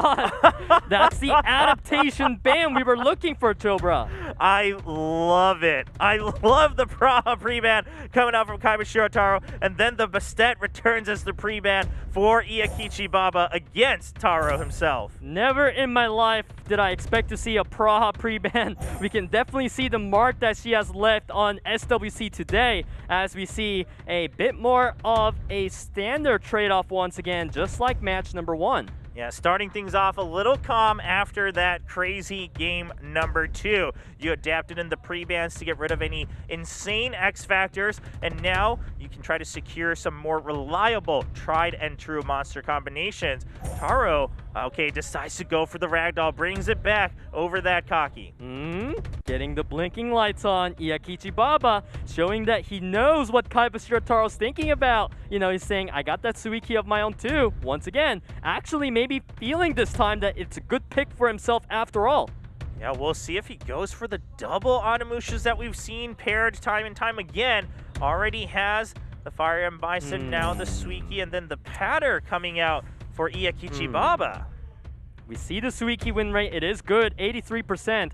I don't know how I feel about the Patter pick, because there's no debuffs on the opponent's side at all. Patter bringing literally 0 value whatsoever, I feel. Especially when you have Lulu there already for the immunity. You know, once again, another dead pick coming out, right? And now Nigong from KAIBASHIRA TARO. I see a lot of hesitance from you, Peter, in this draft. I mean, we're seeing these players really seem to just hone in on one aspect every time in these games, a little maybe too scared for their own good of certain aspects. And now we see the final lock is the Diana did get picked by the IYAKICHI Baba, but it gets banned out. The Molong banned out against KAIBASHIRA TARO as well. I love the Diana ban. The Nigong pick makes a lot more sense than Patter, because Nigong brings in the revive, which we mentioned was a great synergy with Barbara. So now getting that Beast Rider revive synergy, I do really love that, and I'm excited to see what this Barbara will bring us. Yeah, we did see it paired with the Vanessa to great success earlier. Can it do it again with the Nigong? by her side. Match point for both players. The winner moves on today, and the loser is out of the APAC preliminaries. There is no strafe coming out of Barbara, so there was no chance whatsoever to try to go for the finish up. At this point, Ragdoll just looking to do some more damage. Nigong doing the same, but of course Lulu is there to heal everything up. And if you just look at the tournament event, it's just so unfortunate to see that pattern there because he's like a sitting duck. The second Suiki goes down, once again, IYAKICHI Baba is just going to be so much weaker. Yeah, so it looks like just one target priority right now for KAIBASHIRA TARO, and he needs to make it happen. If he can do it, it really, really weakens IYAKICHI Baba's team, and Barbara might be able to set things up here for the team. We see Ragdoll's attack bar. He's going to move right after. There's a torrent with the attack buff. It is going to be enough to take out the Suiki. And at this point, we are sitting on the same question once again. IYAKICHI Baba, I feel like you drafted horribly. You have no damage right now. You have nothing but support. I feel like you can't win this, so you got to show us something crazy again. Yeah, he's made it happen before, and we'll see if it can happen again here. But, you know, miracles, it's hard for them to happen 2 matches in a row. IYAKICHI Baba now on the back foot, lacking a lot of damage here against KAIBASHIRA TARO's team up top. It's the exact same story. Now all we're doing is waiting on Barbara to get the defense break, or we are waiting on the timer for Ragdoll to get stronger. But this time, KAIBASHIRA TARO has units that scale off of attack, so they are loving that timer coming out, and we see huge damage now with the defense break. Yeah, the defense break is there as well, and as you mentioned it, this time it's a little bit of a different scenario as KAIBASHIRA TARO does actually favor that timer himself as well as this game continues. Lots of damage and also sustained still on Taro's side. So IYAKICHI Baba, what you have right now is just sustained. Is it going to be enough? It looks like so far the answer is no. You can't forget the fact that Chobra, KAIBASHIRA TARO still has Nigong there, and Nigong is a unit that can literally res the whole entire team when he's left alone. So all of a sudden he can make a match turn into 4 units instead of 1. So it's like IYAKICHI Baba's barely putting a dent into Barbara, but when he finally gets the kill, she's just gonna infinitely come back. Yeah, this does not look very friendly, and IYAKICHI Baba doing what he can to try to take out this Barbara, but as you mentioned, that's just step 1 out of who knows how many times he'll have to go through the same cycle to try to edge out this win here in game number 3. I mean, match point. The heal from Fran, it's like 1 heal and all the work out of IYAKICHI Baba is gone, and somebody please call Praha, we need her back. Praha, perhaps the only hero that can save the game right now for IYAKICHI Baba. And now we got to look back at the draft and just smile at the Praha pre-ban, right? I mean, KAIBASHIRA TARO correctly identifying what the game plan might be for IYAKICHI Baba when push comes to shove, when you're on the edge of the cliff. There was never even enough threat. You know, KAIBASHIRA TARO, not a single moment in this match did he feel even threatened enough to use Nigong skill 3. He basically won that 3v4. I love it. KAIBASHIRA TARO really identifying what happens when you get to a game 3 against IYAKICHI Baba, and he's able to bring the win back and move on 2-1 here in the losers bracket of Group D in the APAC preliminaries. Well, well, well. It seems that KAIBASHIRA TARO was the one with the better drafts in the end. He was able to make sure that he brought in the threats he needed, the Ragdoll, the Barbara, and that just shined here, especially when the opponent has 0. Yeah, really, really identifying kind of what IYAKICHI Baba seemingly likes to go for when his push comes to shove, right? Just go for these long, drawn-out games, but this time you take out the Pra. As we're taking a look at some of these highlights, of course, earlier we did also see that Wind M. Bison trying to make a play, but it didn't have any effect here for IYAKICHI Baba. So the only thing that really happened in this match was Suiki getting the proc after defense break. It secured the kill onto the Bison, but even without it, it was just a matter of time. So that was pretty much a free win for KAIBASHIRA TARO. IYAKICHI Baba was the one this time coming in with a really nice amount of damage dealers. KAIBASHIRA TARO, the one with so little damage. It was like they were just trading roles back and forth. That's a really interesting point that you made. Yeah, in game 2, it was Taro who lacked so much damage, couldn't do anything about the Coco, but now we look at game 3 and IYAKICHI Baba, it's not even a matter of can't do anything. You are just not making any difference here on the damage bars, on the health bars rather, and that will give the edge to KAIBASHIRA TARO. He will be moving on after this 2-1 victory here in the losers bracket in Group D of the APAC preliminaries. KAIBASHIRA TARO definitely is proving himself today, and he's gonna need more of that as he faces off against ETOWARU in the next round. Yeah, has one more match before the losers final. ETOWARU versus KAIBASHIRA TARO in a best of 3. The winner moves on to face off against OSSERU in a best of 5 for that last spot to make it to the APAC Cup. All these rookies trying to find this chance to shine here in SWC 2021. And definitely because they are rookies, right? You know, I am flaming them quite hard right now, but I feel like it's needed in this moment, especially for the viewers so that they learn from it. The reason why, once again, Patter was not a fantastic pick was because Patter is there mainly for the immunity and cleanse, but there was no debuffs. Yeah, just a little bit rough on the drafts. Hopefully we see that adaptation. But for all of you watching from home, we have a code for you. It's Mezase number 1. So MEZASENO1. And that will give you some energy or mystical scrolls. Mezase meaning kind of aim for or let's go for in Japanese. So let's go for that number 1. Try to get number 1. Aim to be the best basically here in SWC 2021 as we have all these players looking to challenge the world, right, for that crown to get to the world finals and be the world champion. Right, and I have to mention this always, Shobra, because I know you forget, but I haven't. Still no Ganioki today. You are so... you said, I know you forget. I was like, well, I forget a lot of things, but which one are you trying to talk about? Oh, yeah, Ganioki still missing here in Group D. Not a single time. But it makes sense because so far we haven't seen too much of that revive coming out like yesterday. So there's not too much need for the reset, right? Especially when the opponent is bringing in full damage. You don't want to just rely on bringing in Ganioki. More often than not, you're reactionary and you try to bring in a Triana. Well, we'll see how things change after this break when we come back with more action here in Group D.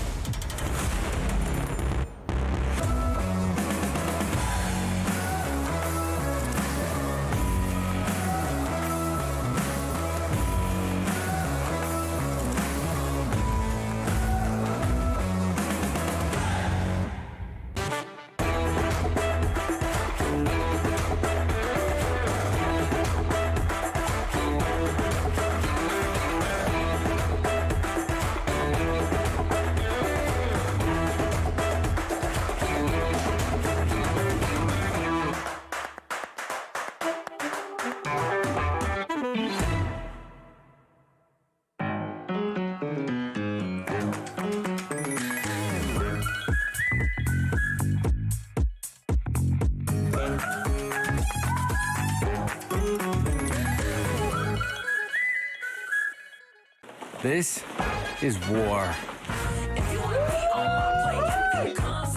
Lead, follow, or get out of the way.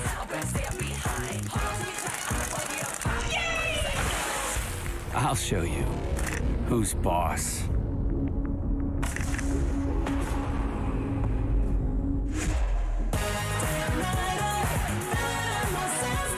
The world is now a real-time battlefield. Join the global battlefield. Summoner's War, Lost Centuria.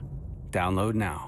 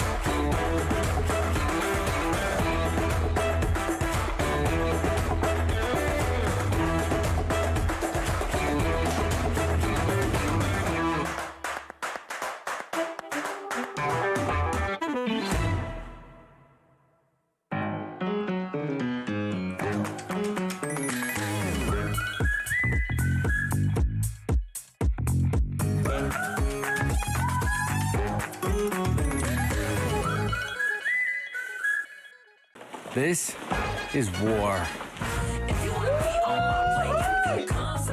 Lead, follow, or get out of the way.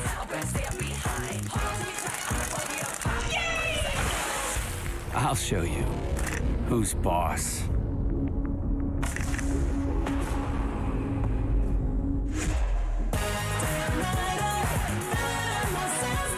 The world is now a real-time battlefield. Join the global battlefield. Summoner's War, Lost Centuria. Download now.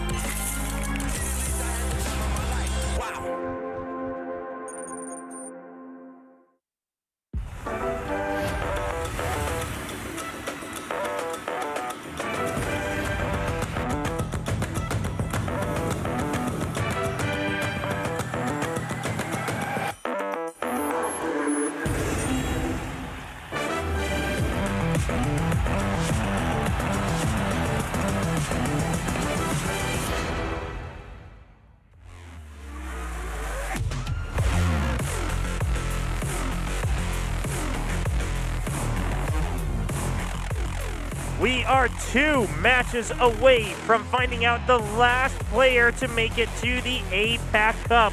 here in SWC 2021. Only 3 players remain in this battle to challenge the world here from Group D of the APAC preliminaries. And first up, it will be ETOWARU.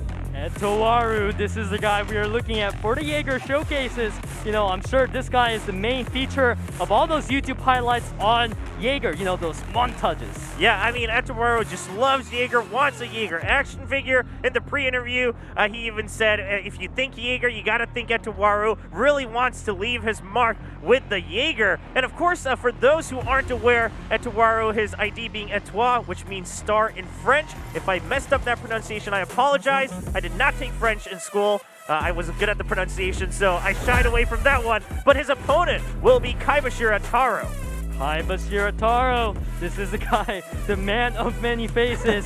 Yesterday, he brought a lot of cleave action. Today, he has changed back, going for that Fran Barbara Ragdoll, which has worked out pretty nicely. Yeah, and partially perhaps forced to change things out a little bit with these adaptations of his opponent pre-banning out that Bastet, really being aware of what KAIBASHIRA TARO was trying to do yesterday in the winner's bracket. So now, one best of 3 between these 2 players to determine who gets to move on to the losers finals, who will continue to have a chance to move on to the APAC Cup here in SWC 2021.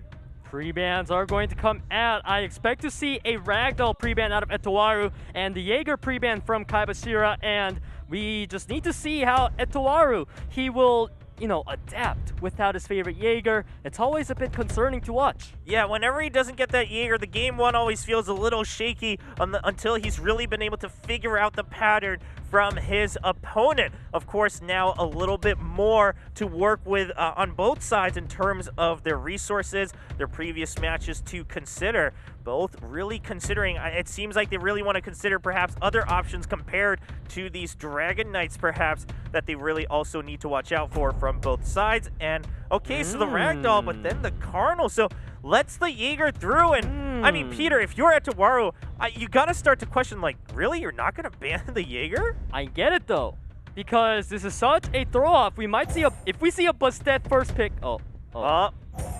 Okay, just. We were trying to get excited about the Bastet. You're right, though. The Bastet does get through this time around because of the Ragdoll pre-ban, but just goes for the Vanessa first pick.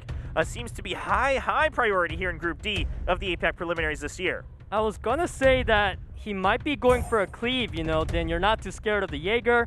That would make sense why he would ban the Cardinal instead. But now Vanessa Triana again? Really? Early on? And the Lulu? Oh, no. No. Yes! Oh, no! Tyrannus! I'm laughing just because I could feel the disappointment oozing over from Peter right next to me. I mean, we've talked about this, right? Just going for these mega passive kind of back foot. I mean, lots of insurance, but back foot drafts that we've seen here in Group D, and eventually they really kind of fizzle out. We gotta punish this. Bring in the Resetter, Okigani, or bring in a Rocky, because there's Vanessa Tyrannus, 2 units with Revive. Come on, this is the time to bring out the shiny guns. Oh, yeah, this is another opportunity where we can consider that, but for now it's going to be the Fran and the Jaeger, of course, being picked up by ETOWARU. Wow, that Oberon would make no sense there, so I'm glad to see it being swapped out, because the Oberon would be mainly there for the ventilate. At that point, you may as well pick a Gani. Cocky pick I like a lot more. Okay, going for the Cocky, really putting in some of that extra damage here for that last pick for KAIBASHIRA TARO, and immediately it's answered by a Kinky on the side of ETOWARU. One thing to consider is that Jaeger's Justice goes through Leona's passive. So this is one of those instances where Leona is not too concerning, so I wouldn't even worry about banning her, because usually Leona's a banned card. But she's not going to be fulfilling that role here, so she's got to prove herself through raw performance. Okay, well, what will the bans then be? Kind of multiple layers to consider once again, and it's going to be the Cocky and then the Kinky ban as well from KAIBASHIRA TARO. So both of these Onimushas being banned out against each other. So banning Cocky takes out a lot of the scary upfront damage, which is great.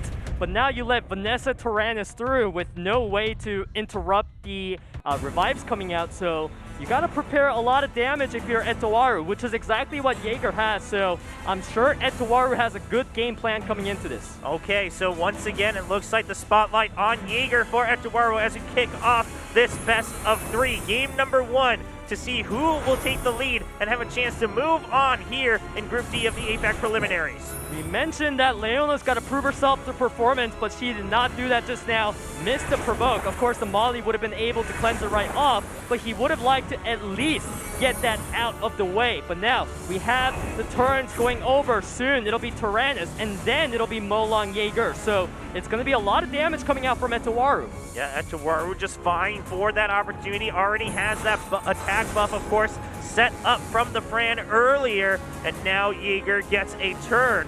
The Jaeger Justice goes through the defense buff, but ETOWARU knows that he can save it for the next turn. Getting rid of the Soul Protect does mean that now Vanessa is super exposed. Yeah, huge damage, and then the defense break has to be cleansed out by the Lulu, but really setting himself up for success here on the side of ETOWARU, despite kind of all these extra thorns from KAIBASHIRA TARO. At this point, definitely ETOWARU is feeling very confident right now. He saved the Justice from Jaeger, and it is going to be huge. Now, Vanessa, if she lands a defense break on Molong, that could be a huge snowball because Tyrannus has a defense ball. Oh! Gets resisted, and now Tyrannus doesn't have that setup from the Vanessa. We'll just try to get some chip damage down onto the Jaeger.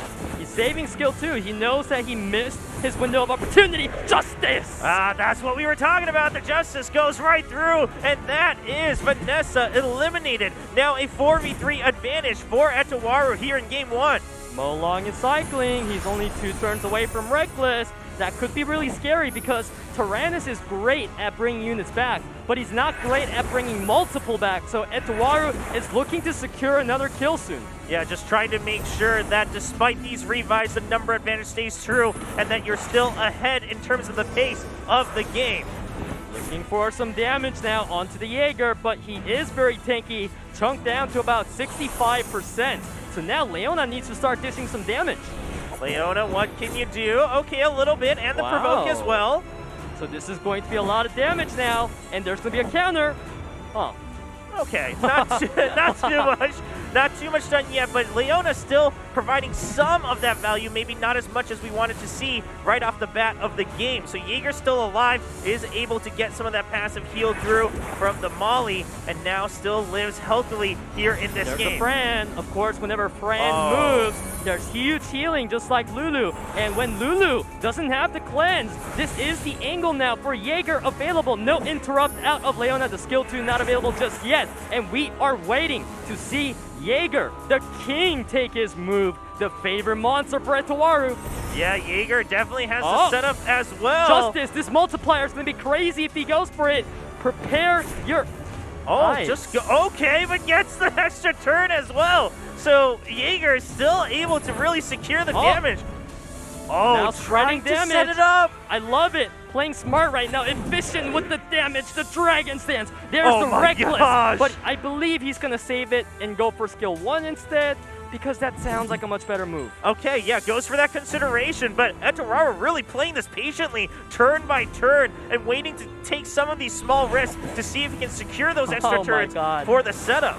We talked about it, Chobra. Leona is more often than not a ban card, and when your opponent is not scared of the Leona, that's where she starts showing a lot of the weakness, and KAIBASHIRA TARO seems to have gotten completely, just gotten the kryptonite from ETOWARU. There's so much damage coming out. This Reckless Assault will be able to take out Tyrannus for good. Yeah, and now has it available, so you correctly called it earlier, Peter, allowing really ETOWARU now to have that advantage and secure this win, setting himself up for a 4v1 to now run this game down the clock. The problem now is that the Leona's not on Vampire, so she has no way of self-sustain, and Jaeger, like we said, the Justice goes through the shield. And also there's the Molong there to constantly defense break, making the shield a lot easier to go through. So not a lot of hopes on the line for Leona. Yeah, Leona perhaps not set up for success here in a 1v4. We've seen some crazy 1v4s, but not this time. The Leona down so low. We saw that go through the shield earlier. Now there's the defense break. That's it. Goodbye, Leona and ETOWARU. What a showing from her man. This is why you do not give him his Jaeger. Yeah, the Jaeger really bringing home the win. ETOWARU leads 1-0 in this best of 3. Only one game away from moving on to the losers finals here in Group D of the APAC preliminaries. Once again, Chobra. Once again, this is a prime example of why you do not overdraft support. There was no reason for Tyrannus to come out that early whatsoever. I just really don't understand the flow of the drafts today. Yeah, it seems Group D just they get a little too scared, or they maybe just bite off a bit more than they can chew, and they're like, okay, well, what if this gets banned? Probably tons of things to consider there, and they really overcommit to these passive supports where you're not able to really have a comeback mechanic even after sustaining some of that damage. So we'll see how things change here in game number 2. The Oberon being banned out, and now the Jaeger does get pre-banned out here in game 2. ETOWARU securing that Molong, definitely a super strong pick. Whenever it was let through, he was always explosive with performance, and when not in the game, he is always absorbing the ban card. Okay, so Molong first picked, and now Sierra might make a return. We didn't see her for a couple games now, but being considered... Oh, KAIBASHIRA TARO bringing it back. He is throwing in his main team right now, but said Tiana points to nothing but a cleave. And when you have the Tiana there, you can't help but wonder, what will he pair it with? Most likely a Cocky as like a bit of damage, but also a bruiser. Okay, trying to cover some multiple bases. Is he stretching himself out too thin, though? We'll have to wait to see the rest of the comp. Meanwhile, ETOWARU did secure the Molly and the Diana. You know, the Diana brings back bad memories for KAIBASHIRA TARO, especially after yesterday. But there's the Asuma. Asuma is a great way to make that Tiana make sense now, because once Tiana gets the skill 3 off and Asuma gets skill 3 into skill 2, she can solo decimate a lot of these team comps. Triana is going to be a great way to put a dent in that Asuma's carry potential. It could potentially draw out a ban card as well. Okay, Triana and then the Cardinal to round out the team for ETOWARU. Really, I mean, already knows what... Oh my god, here we go! Oh! The Lucian, if he locks it in, this really is going all in now on that first turn, because Lucian is incredibly weak after the amputation magic. So this pick, if he locks it in, we are expecting a very fast match. Oh, the Lucian. I believe the Lucian was played last year in the same group in the APAC preliminaries for the fastest game in SWC 2020. Really just quickly, just cleaving out the enemy team. So the Lucian will be banned out. But of course, the core plan for KAIBASHIRA TARO stays alive. Meanwhile, the Cardinal being banned out against ETOWARU. Cardinal proving to be too tanky and too much of a CC to deal with. And now Asuma, her damage comes from a lot of the dots coming out from her skill 3 and skill 2, which does go through Triana. The only thing of concern now is Molly brings in a passive that makes opponents glance. That could be a big counter to the Asuma. Okay, so Asuma, can you battle through that and overcome that obstacle? KAIBASHIRA TARO trying to tie things up in this best of 3. Meanwhile, ETOWARU on match point to move on to the losers finals. Oh no, there's no speed tuning between Kaki and Asuma. We would have liked to see Asuma skill 3 into Kaki skill 2. So this is not a great start. No defense break either. There's a crumble with the stuns. Oh, okay. Get some value still.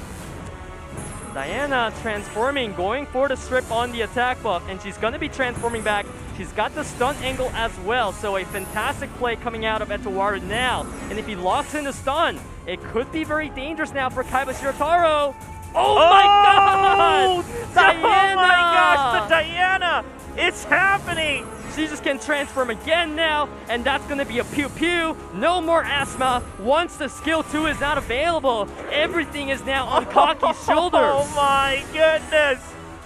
I had that one window, but what if you open another window and this Diana? Wait, Chobra, don't say another window in front of the Diana! You jinxed it! I told you, Chobra! Do not say another window with the Diana around! It's just windows everywhere, Peter! Why, Chobra, why? You have cursed our man, KAIBASHIRA TARO, to his grave, Diana! No!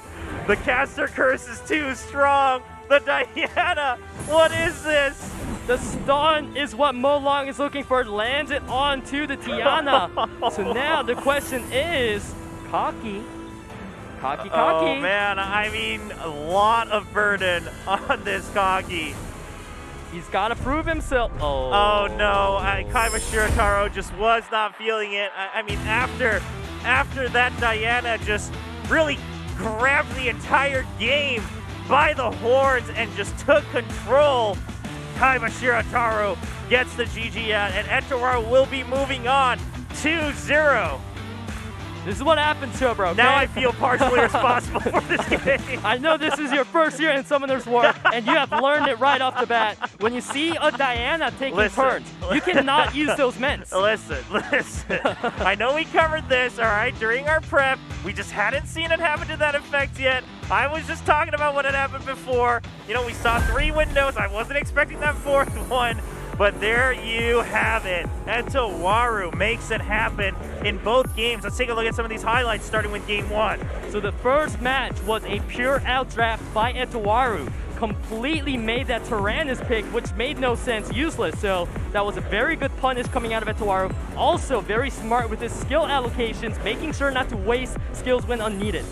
Yeah, and we did see that really have the advantage for ETOWARU, and here we go. I mean, there's not much else to say, right, here in this game, too. And another thing that you have to remember is that Diana was originally stunned, so she was not supposed to cut in there, but she procced out of the stun, then procced, then procced, then procced.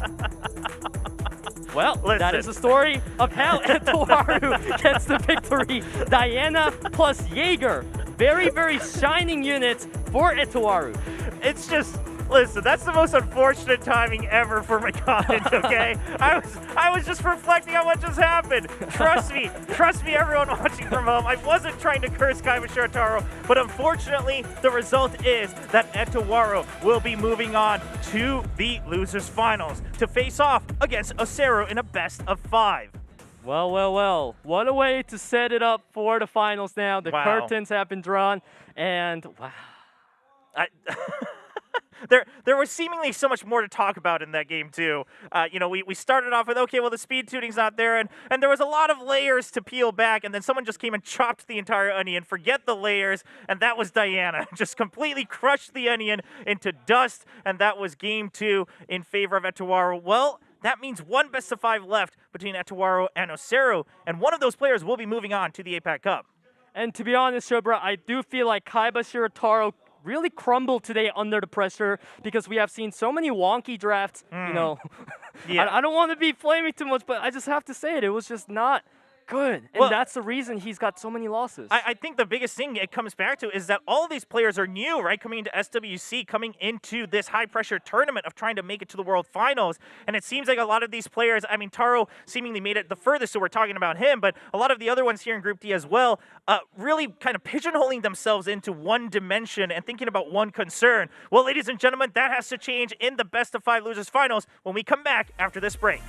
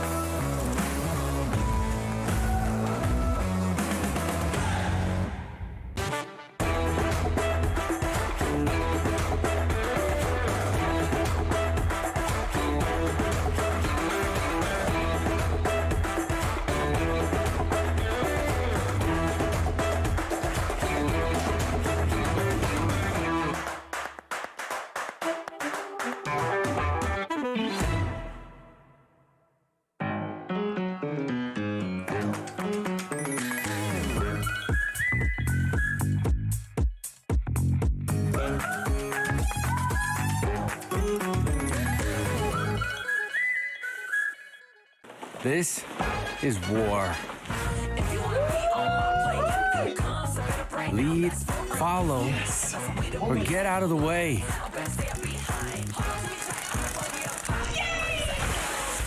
I'll show you who's boss.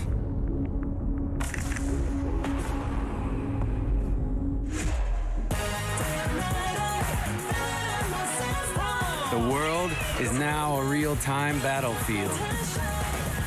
Join the global battlefield. Summoner's War, Lost Centuria. Download now.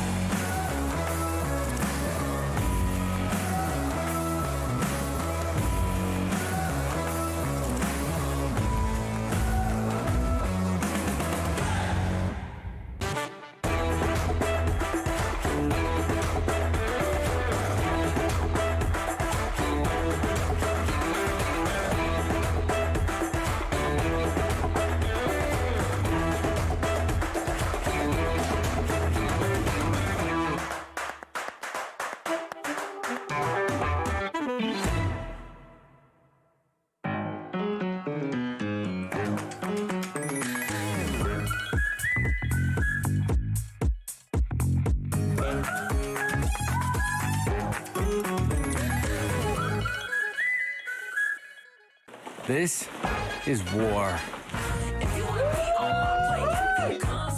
Lead, follow, or get out of the way.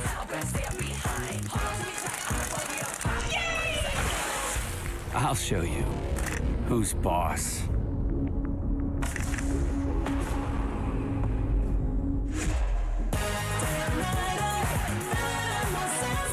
The world is now a real-time battlefield. Join the global battlefield. Summoner's War, Lost Centuria. Download now.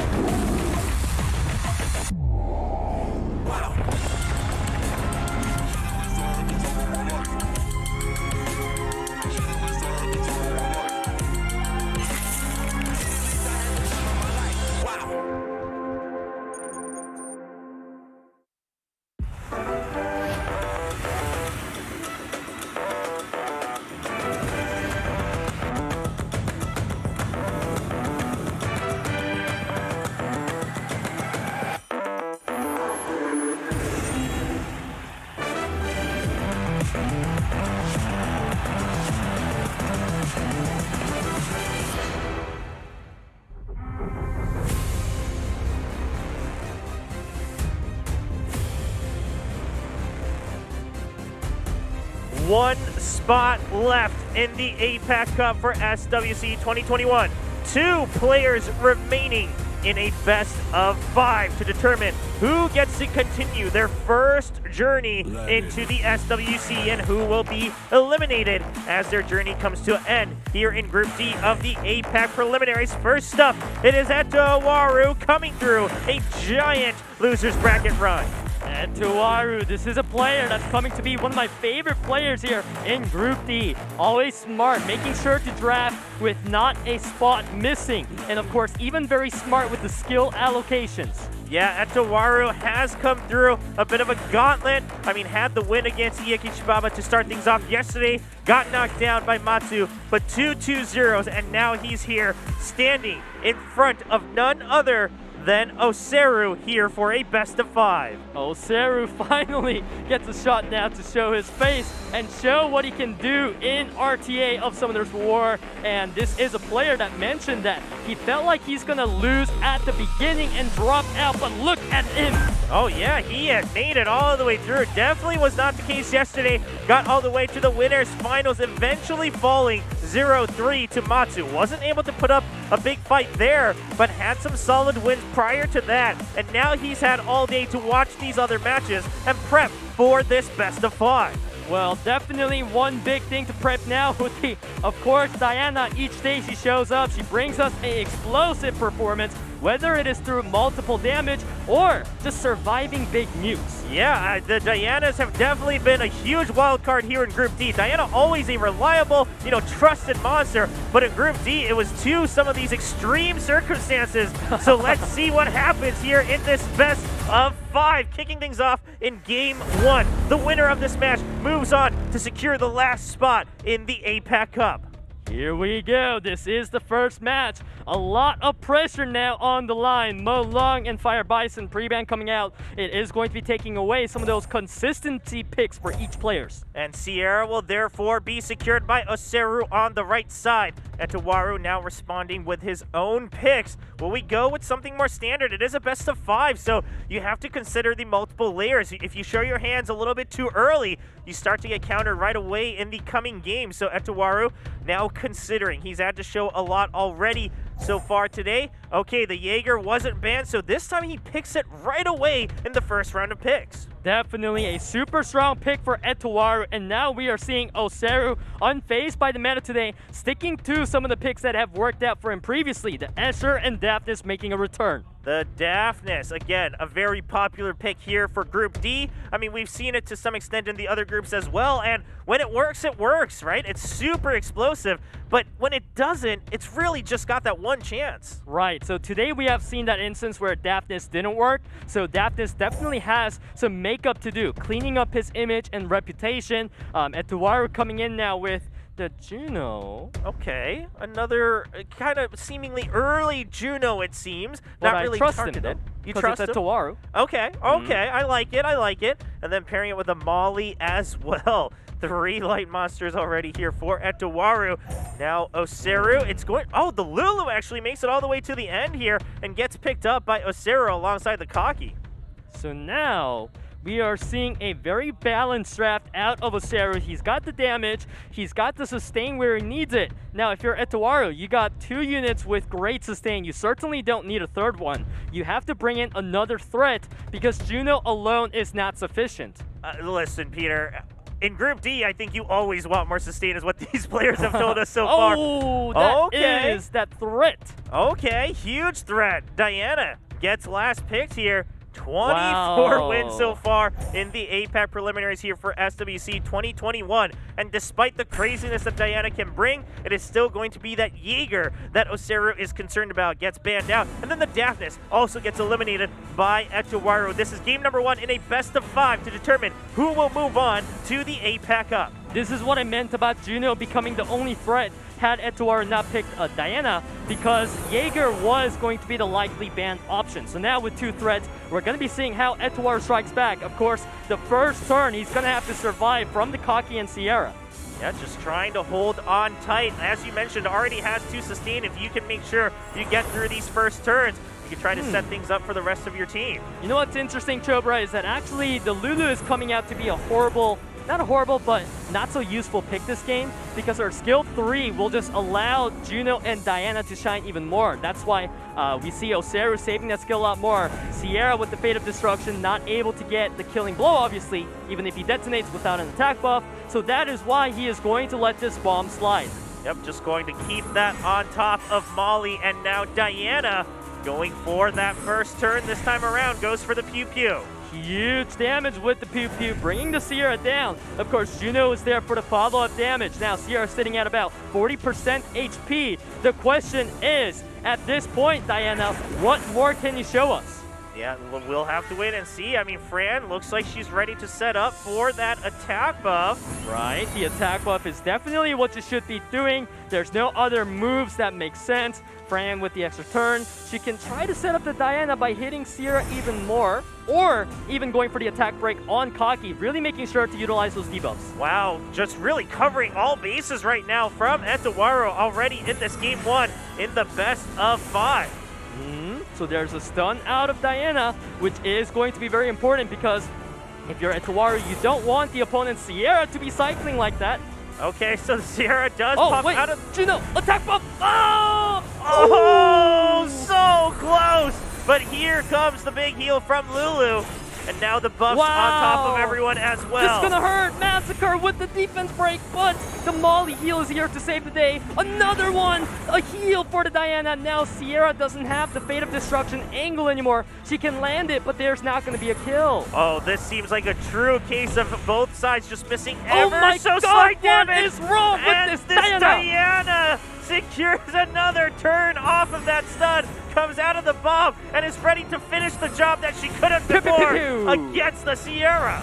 And that is Sierra down. At this point, the Kaki is the one and only unit left for OSSERU. But ETOWARU's Juno is built different, doing so much damage and even a stun from wind. Everything going in favor of ETOWARU right now. Already a numbers advantage as well. And as you mentioned, so much damage already available from this Juno. I mean, against the Kaki, already bringing it down quite low. Oh man, if you are a fan of the Kaki, you usually want to be seeing the defense breaks so that he can follow up with damage in the turns coming afterwards. But now, at this point, Kaki is once again on the run for his life. Yeah, there's the attack break as well, just making sure to keep this Kaki at bay just in case it is able to survive through. But lots of heal. I mean, this is Lulu. Lots of heals still available. Lulu trying to buy time right now for the Kaki, and she is doing just that. Of course, Diana, despite being such a strong unit, she does not pose much of a threat to Kaki because she cannot go for the Pew Pew onto him. So Diana's going to be locking down a different unit now. Okay, what's the target? It's going to be the Escher this time around. So much damage. Instantly chunked down to half HP. Kaki, this is your one. Another chance, but no! Still no defense break. Not able to get that nuke damage that you can get from the Kaki every now and then. So not working out for OSSERU right now. And ETOWARU still sitting comfortably in the lead. Gets another attack buff from Fran. ETOWARU was considering there. Do I go for the kill or do I go for protect? But he's got both. He's got the kill and the protect. Now at this point, it is harder than ever for Kaki to try to get a kill onto the Diana.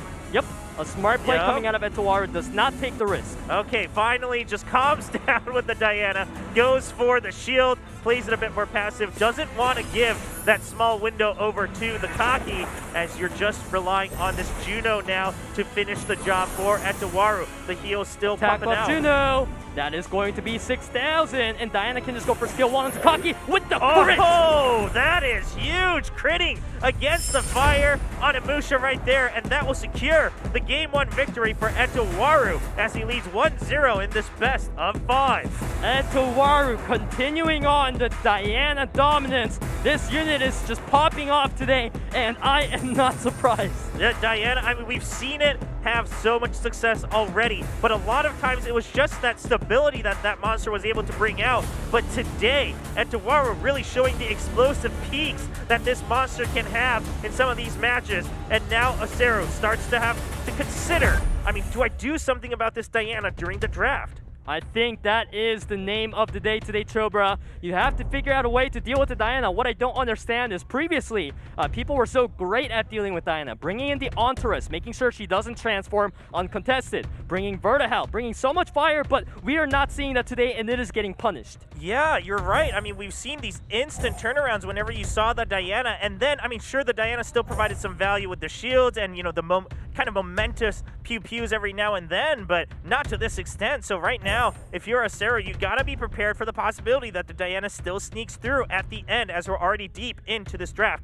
for game number 2. Of course, due to the pre-ban, ETOWARU doesn't have the Jaeger anymore, so he is going to have to adapt now into a different team comp. This is a very popular variation of the turn 2 team so far. And now OSSERU throwing in his gloves, looking at the Lauren and Vertihel. This combo can be explosive, but there's a big downside as well. Yeah, we've seen this combo pop up a couple times yesterday here in Group D, and while the theory was always there, they weren't able to get that lockdown they needed. And if you don't have this other, you know, set of CC to really complement that, it seems to struggle sometimes if you're not starting off correctly. And now ETOWARU bringing back the Diana because it has worked out so fantastically, has no worry picking that up at the ender with the Molly. Okay, well this time OSSERU has the Vertihel. Do you pick another monster to really just try to counter out this Diana, or OSSERU maybe already considering the ban card, but that does leave all the other monsters open, of course. Wow, I was gonna say Kaki sounds decent, but Kali sounds even more explosive. So the difference between Kaki and Kali is that while Kaki is consistent, Kali has a higher high and also a lower low. Okay, so a bit of a more high risk, high reward here for OSSERU, but he feels that it's time to do that. I mean, it is a best of 5, so you're not out just yet if you lose this game, but if you're able to tie it up, that swings the momentum in your favor. Now waiting for the bans in game 2 of this best of 5 in the losers final. Sierra and Mulan will be the bans. This is for that last spot to make it to the APAC Cup. ETOWARU, of course, desperately wanting to keep the lead in this final match. The plan for OSSERU is to snipe out the Diana as soon as possible, utilizing the Lauren Vert Kali Fran combo. But the only problem is, with the Molly there is always a bit of a risk with landing your crits and your debuff. So the question is, how well will OSSERU's combo work out in round 1? OSSERU, do you have it all ready to go, ready to set up, and will it pull through against this Diana? The spotlight is on that combination on the other side of the board. Right now we see the immunity being set up by the Lulu, and now Molly looking for something to do here in turn 1. I would shield the Diana because you know that Diana's going to be the one that OSSERU is going to be focusing down. And now it is time for Lauren to try to strip, and he's prioritizing more so onto the Cardinal, which I do like. I love it because Cardinal is going to be much more of a threat this game. Okay, so prioritizing the more consistent threat here from Cardinal. And now Fran with the attack setup here for Kali. So if he goes for Tectonic Shift now, it's not going to kill. So going for God of Fire is going to buy Kali that window of opportunity to find that better spot, the timing to go for it. Okay, so just waiting for the right opportunity. As you mentioned it, Peter, a bit more high risk, high reward here for OSSERU, so not taking any unnecessary risks as we see Lauren trying to keep control of the game for OSSERU. So right now, Lauren went for Diana despite having immunity, and he's continuing that because he's setting up the Kali 57,000. Tectonic Shift, there it is. We talked about a window, we talked about a higher peak, and Kali delivers here in game 2. OSSERU now feeling much more comfortable in this game. Such smart plays coming out of OSSERU now. With that double fire, he knew that Diana's so much less of a threat. Taking out Cardinal means now truly ETOWARU is left there with just the Diana. And you look at the attack bars, you have Lauren Vertihel constantly cycling. This Diana's not going to get a turn anytime soon. OSSERU seems to have the reins here in control for game 2. Everything really working out after he set it up so carefully in the beginning of the game. The damage starting to come through and more control against this Diana. They do not want to see the Diana ever get a turn. Kali has all her skills up and ETOWARU knows it. OSSERU, such smart plays, clean plays all around, and he strikes back. strikes back in game 2, indeed takes the win and ties it up 1-1. And I love what you mentioned, Peter, that he went for this higher risk but higher reward play, and then he plays so carefully around it within the game that he's able to tie it up and bring the momentum back. That was one of the most, big instances of where you get to see Molly. She's not very reliable with the glancing passive. I feel like it really hasn't kicked in at all throughout that match, and OSSERU felt real good there with his fire combo. Okay, well, now ETOWARU now has to start considering that the Diana not always a surefire way to bring it back. Of course, ETOWARU was leading 1-0, so not too big of a loss, but you have to start changing things up. This is what happens when we have a best of 5. Pre-bans now return to Molong and Fire and Bison, and now we're kicking things off the same way we did with game number 1.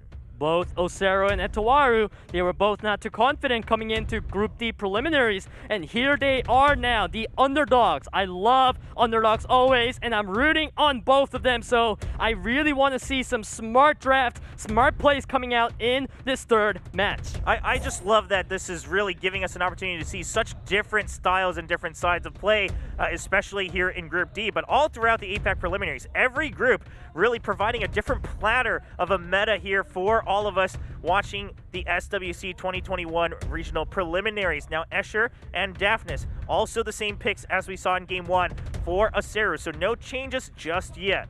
Seems definitely like we see OSSERU. He is not phased at all by round 1. He is sticking to his game plan, and of course, ETOWARU, when you're the one that won that round 1, you may as well bring in the same draft. Yeah, so the Juno and Molly again. You gotta imagine OSSERU does something differently here, though, because if you just rinse repeat, going right into game 1, that seems a bit risky, even despite discounting the potential wild card of the Diana. So this time, looks like he wants to get a little bit more insurance for the potential. Birdhowl, and it is going to be the Cocky. So okay. The last time ETOWARU finished this lineup with Diana, right? But this time, because OSSERU brought so much fire, it is definitely not advised to bring in that Diana last pick. We are looking for a water element unit. That would do a lot of damage against OSSERU's composition right now. ETOWARU, what is in your monster box? Which will it be? It's going to be Annabelle being the last pick here for ETOWARU. Fantastic last pick. I love it. Annabelle's so scary that honestly, we might see Annabelle getting banned out by OSSERU, and he agrees. Yep, there we go. Right away, the Annabelle is out. The Daphnis gets banned once again against OSSERU. So there's the strip setup from the Escher for the Sierra. There's the attack bar from Birdhowl. We might see OSSERU going for the one-shot onto Jaeger here. If he gets it, it's going to be big. Okay. So there's the setup. Noble agreement. Getting that additional turn is what he wants because he needs all the damage he can take. There's the armor break. Now, Sierra, you have to land it. Oh, he lands the bomb, and that is exactly what you called, Peter. You wanted that perfect setup for the one-shot into the Jaeger, and ETOWARU's beloved Jaeger falls before the battle even begins. And when the shining star falls down, at this point, it is all up to Juno for the damage. We've seen what artifacts can do for these oracles, especially as time goes on. So ETOWARU now praying for the timer to go by, while OSSERU trying to snipe another unit as soon as he can. Yeah, it sure has a little bit of sustain from both supporting monsters, but right now, we're going to see if OSSERU can really combat that timer. A lot of damage done onto the Birdhowl, but still many other threats to consider. And ETOWARU, like you said, just trying to stay alive. Staying alive, he is doing that fantastically, and ETOWARU is going to be able to get the killing angle down onto the Birdhowl. It is going to help him now get to that late game a lot smoother. Yeah, that is a pretty big difference coming into the middle part of this game. This is game 3 in a best of 5. The winner takes the lead, but they're not done just yet as we continue to see some setups for a potential another one-shot here from OSSERU. Looking for an armor break, but it gets resisted. It doesn't matter anyways because it was on the second hit. Now Sierra wants to be cycling. She wants another bomb. She's a turn away. Okay, gets through. A lot of damage done as well. Cycling through, waiting for that second bomb. And she's got it next turn. So now Fran has to come in with the immunity to buy more time, but she is still sitting 2 turns away. So definitely looking scary for ETOWARU right now. He needs like a triple stun out of Juno. Triple stun. That's a high order here for Juno. We'll see what she can do. Doesn't even get the single one down onto the Kaki. This time the bomb onto the Juno and goes for the detonate right away. The selection and the proc to follow up with more damage. Blade Slaughter! My, the perfect sequence of events here for OSSERU. Everything going his way, and Kaki finishes the job, and now it's a 3v1 against the lonely Fran. And this really all goes back to how this Game 3 started, looking to burst down that Jaeger. OSSERU now takes the lead 2-1 in the losers finals. OSSERU showing us why he was the final boss today of Group D. This man absolutely knows how to play around Diana, brought in that triple fire, and once his opponent brought in the Enable, he made the correct ban, he had the right strategy, Jaeger boom, and then the game is boom. It really feels like OSSERU is playing very, very calculated today. I mean, he showed us some good plays yesterday, but then against Matsu, he seemed a little helpless, but now he's really redeemed himself here in the losers finals. He's playing around everything he's seen from ETOWARU so far, and then even within the game, like you said, Peter, he's correctly identifying the perfect setup for his own team. Now OSSERU on match point. If he wins this, he will move on to the APAC Cup. His first journey here in SWC will continue in SWC 2021 as he makes it deep into the Regional Cup. We see the pre-bans coming out. It's Escher this time being banned out by ETOWARU, and then the Jaeger returns as a pre-ban from OSSERU. Definitely one of those surprising adaptation pre-bans coming out. ETOWARU recognizing that this Escher has provided so much of that first turn battery for OSSERU. So now at this point, we have to watch how OSSERU tries to lock in the more advantage Diana. Okay. Takes away the Diana this time. I mean, very early as well. ETOWARU, how do you respond to this? ETOWARU hasn't been known for taking too many fires so far, but he sure loves his Juno, so I wouldn't be too surprised to see Juno coming out as one of the two last picks from ETOWARU. Oh! No way. OSSERU getting the same read as me right now. The Juno is here to counter the Fran's skill 3.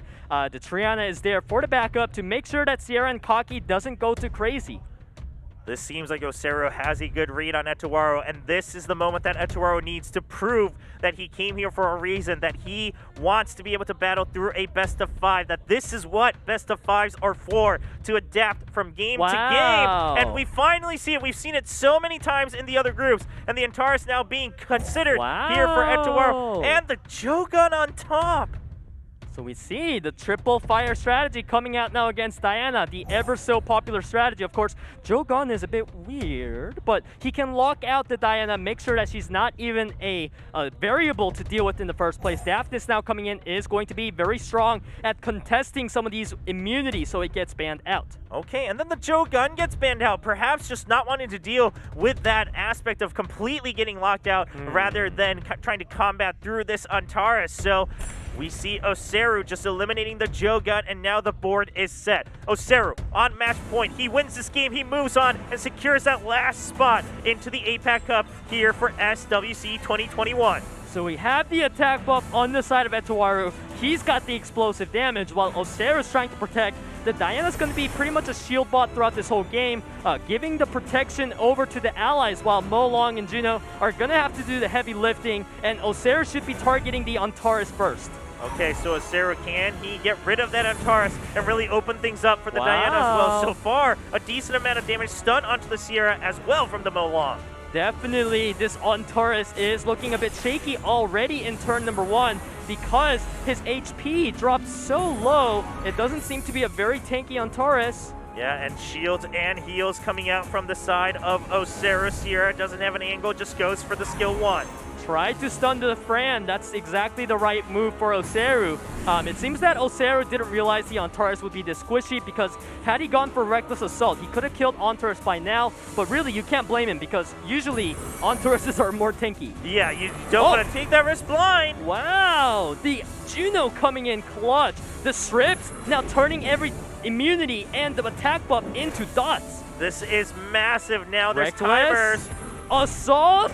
And there it is, correctly identifying that the Antares is squishier than you would usually expect. And now with the Antares gone, the board has opened up so much more for OSSERU as he inches forward towards the APAC Cup. That was such a bad timing for Antares to proc with his passive because he couldn't have survived if Fran gave him the heal, but he just got the turn. Now ETOWARU sitting 3v4, and another concern is Sierra and Kaki. They are kept on a leash by the Triana.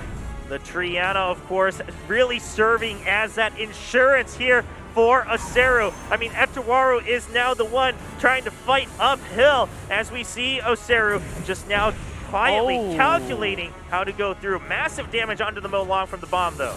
Right, so that bomb came in big time for ETOWARU because if Molong got a Dragon Stance off there, that would have been really scary. Now we have Sierra with the bomb, but she cannot get a kill with the bomb because of Triana's passive, which is why he is switching focus now, attempting to bring Triana down. Also lock her down with a stun.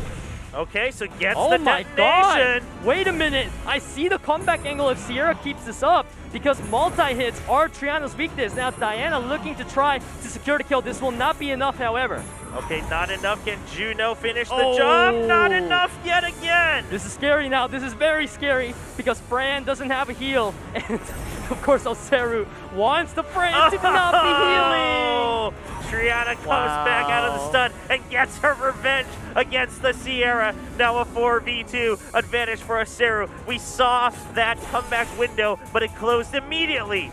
That was a game-winning proc, honestly, Chobra, because Sierra had a bomb. She could have landed it onto the Triana, go for the detonate, and it would have done beautiful AoE damage, and ETOWARU could have had the game, but actually he still has it. Kaki with the healing on the skill 1. Oh, not able to vamp enough off of it, and that is just Fran left. And OSSERU, he started this game beautifully once again. He gets the read onto the Antares after the first poke, and OSSERU will win. He secures the last spot going to the APAC Cup here for SWC 2021. We crown a new champion today. OSSERU, much well-deserved victory. He knew his way around some of the crucial units today, especially the Diana, not being phased at all, bringing in a diverse strategy, and most of them has worked out. Yeah, he combated against the Diana. He took the Diana away from ETOWARU. I mean, OSSERU seemed much better prepared today. And even yesterday, he did make it all the way to the winners finals. Just fell to the veteran, that is Matsu. But he got his redemption today. He picks up that last ticket that moves on to the APAC Cup. And OSSERU, as a newcomer to the SWC, will be continuing his journey to challenge the world.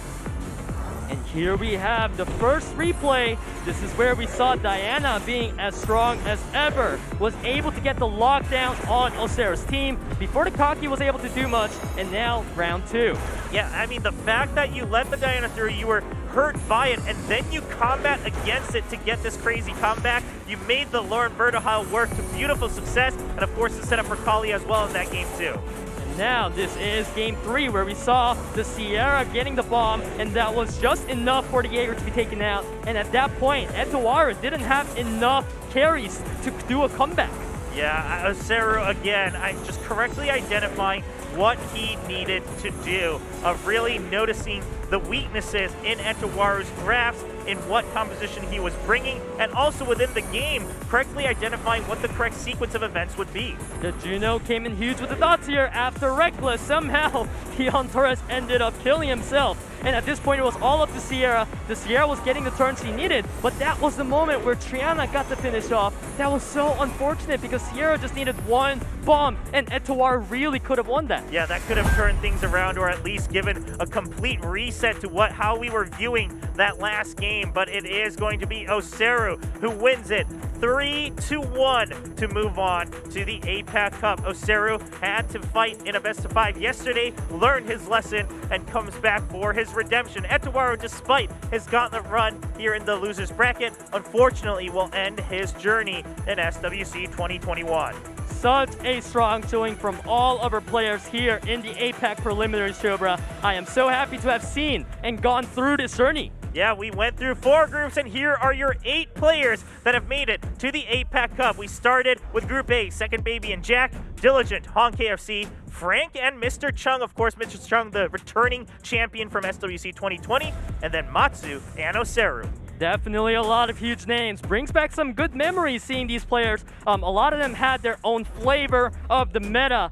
We saw some of the speed comps, we've seen bruisers, and we've just seen so many teams. Yeah, and you saw it right there. That is going to be happening on October 2nd, and it is a single bracket, but all best of 5. So these 8 players will have one day to really duke it out and see who can make it through this kind of grueling best of 5 gauntlet and see who makes it to the World Finals. Right, I am super excited to see how the champions, right, people and the players who have already proven themselves, how they continue along this road. You know, now they are fighting against even better, higher skill capped opponents, so the pressure is going to get only higher and higher. Yeah, and of course, a lot of different metas to consider as well from these different groups. But that's not all, of course. We've had preliminaries around the world. And here are your 8 players moving on to the America's Cup, which will be happening in September. That's quite soon, September 13th. We start with Shizzy, Faint Memory, Madream D. Thompson, Daniel Carioca, Big V, Zavarius, and True Whale. Definitely a lot of well-known players, and some of them are my friends as well, so I am going to be absolutely rooting on them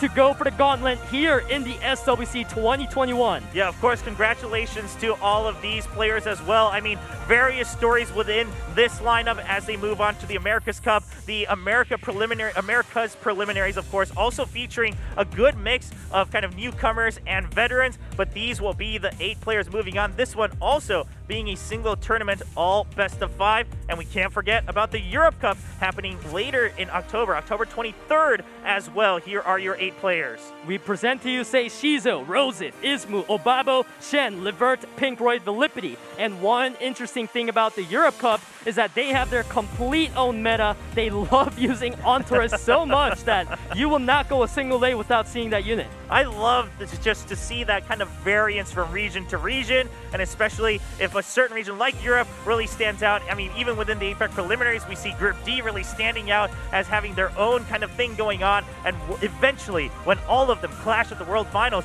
who will come out on top? But big props to all of these players that are moving on to the Regional Cup and able to celebrate the game and also their successes so far in this tournament. Right, definitely. Every one of these players have proven so much, but you know, the challenge is not over yet. It is too early to toast and celebrate. There is long road ahead of us, and I just can't wait to see. You know, already we've started to bond with some of these players from APAC. You know, there's definitely a lot of bond from players from Americas, Europe, and I just can't wait to see which one of the favorites will be the one to take the crown home. And of course, for all of you at home, we do have another code. Don't worry, we didn't forget. It's APAC HA 1002, and HA kind of being is, so it's APAC Cup is October 2nd. That's the implication here. Don't forget it. Put in that code, but also remember to mark it on your calendars.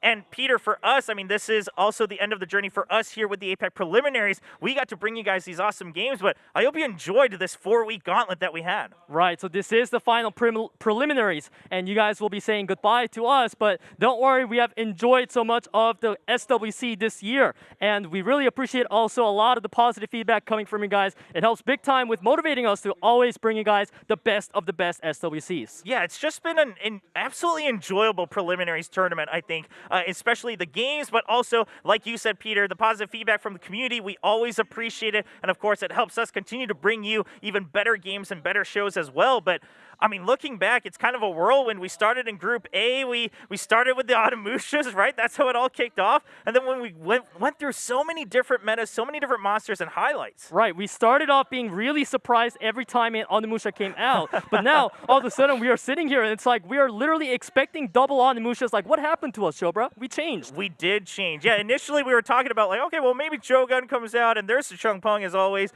And now it's all about the Adamushas, all about the Mo Long always showing up. We've kind of forgotten about Water Ryu out here in APAC. It's more common in the America's Cup, but it's been crazy. I'm waiting on you right now. You know, I was listening to you. You know, I saw you bring up those names, and I was waiting on you to mention one. And I'm like, really? How can you forget about the Diana, bro? The Diana, okay, fine. The Diana, of course, really leaving. It's funny that that's kind of how we ended this tournament here for the preliminaries for APAC. But it has been an absolute pleasure to bring you these awesome matches, these awesome preliminaries. Of course, the players and the journey for SWC continues in the APAC Cup. Don't forget, October 2nd.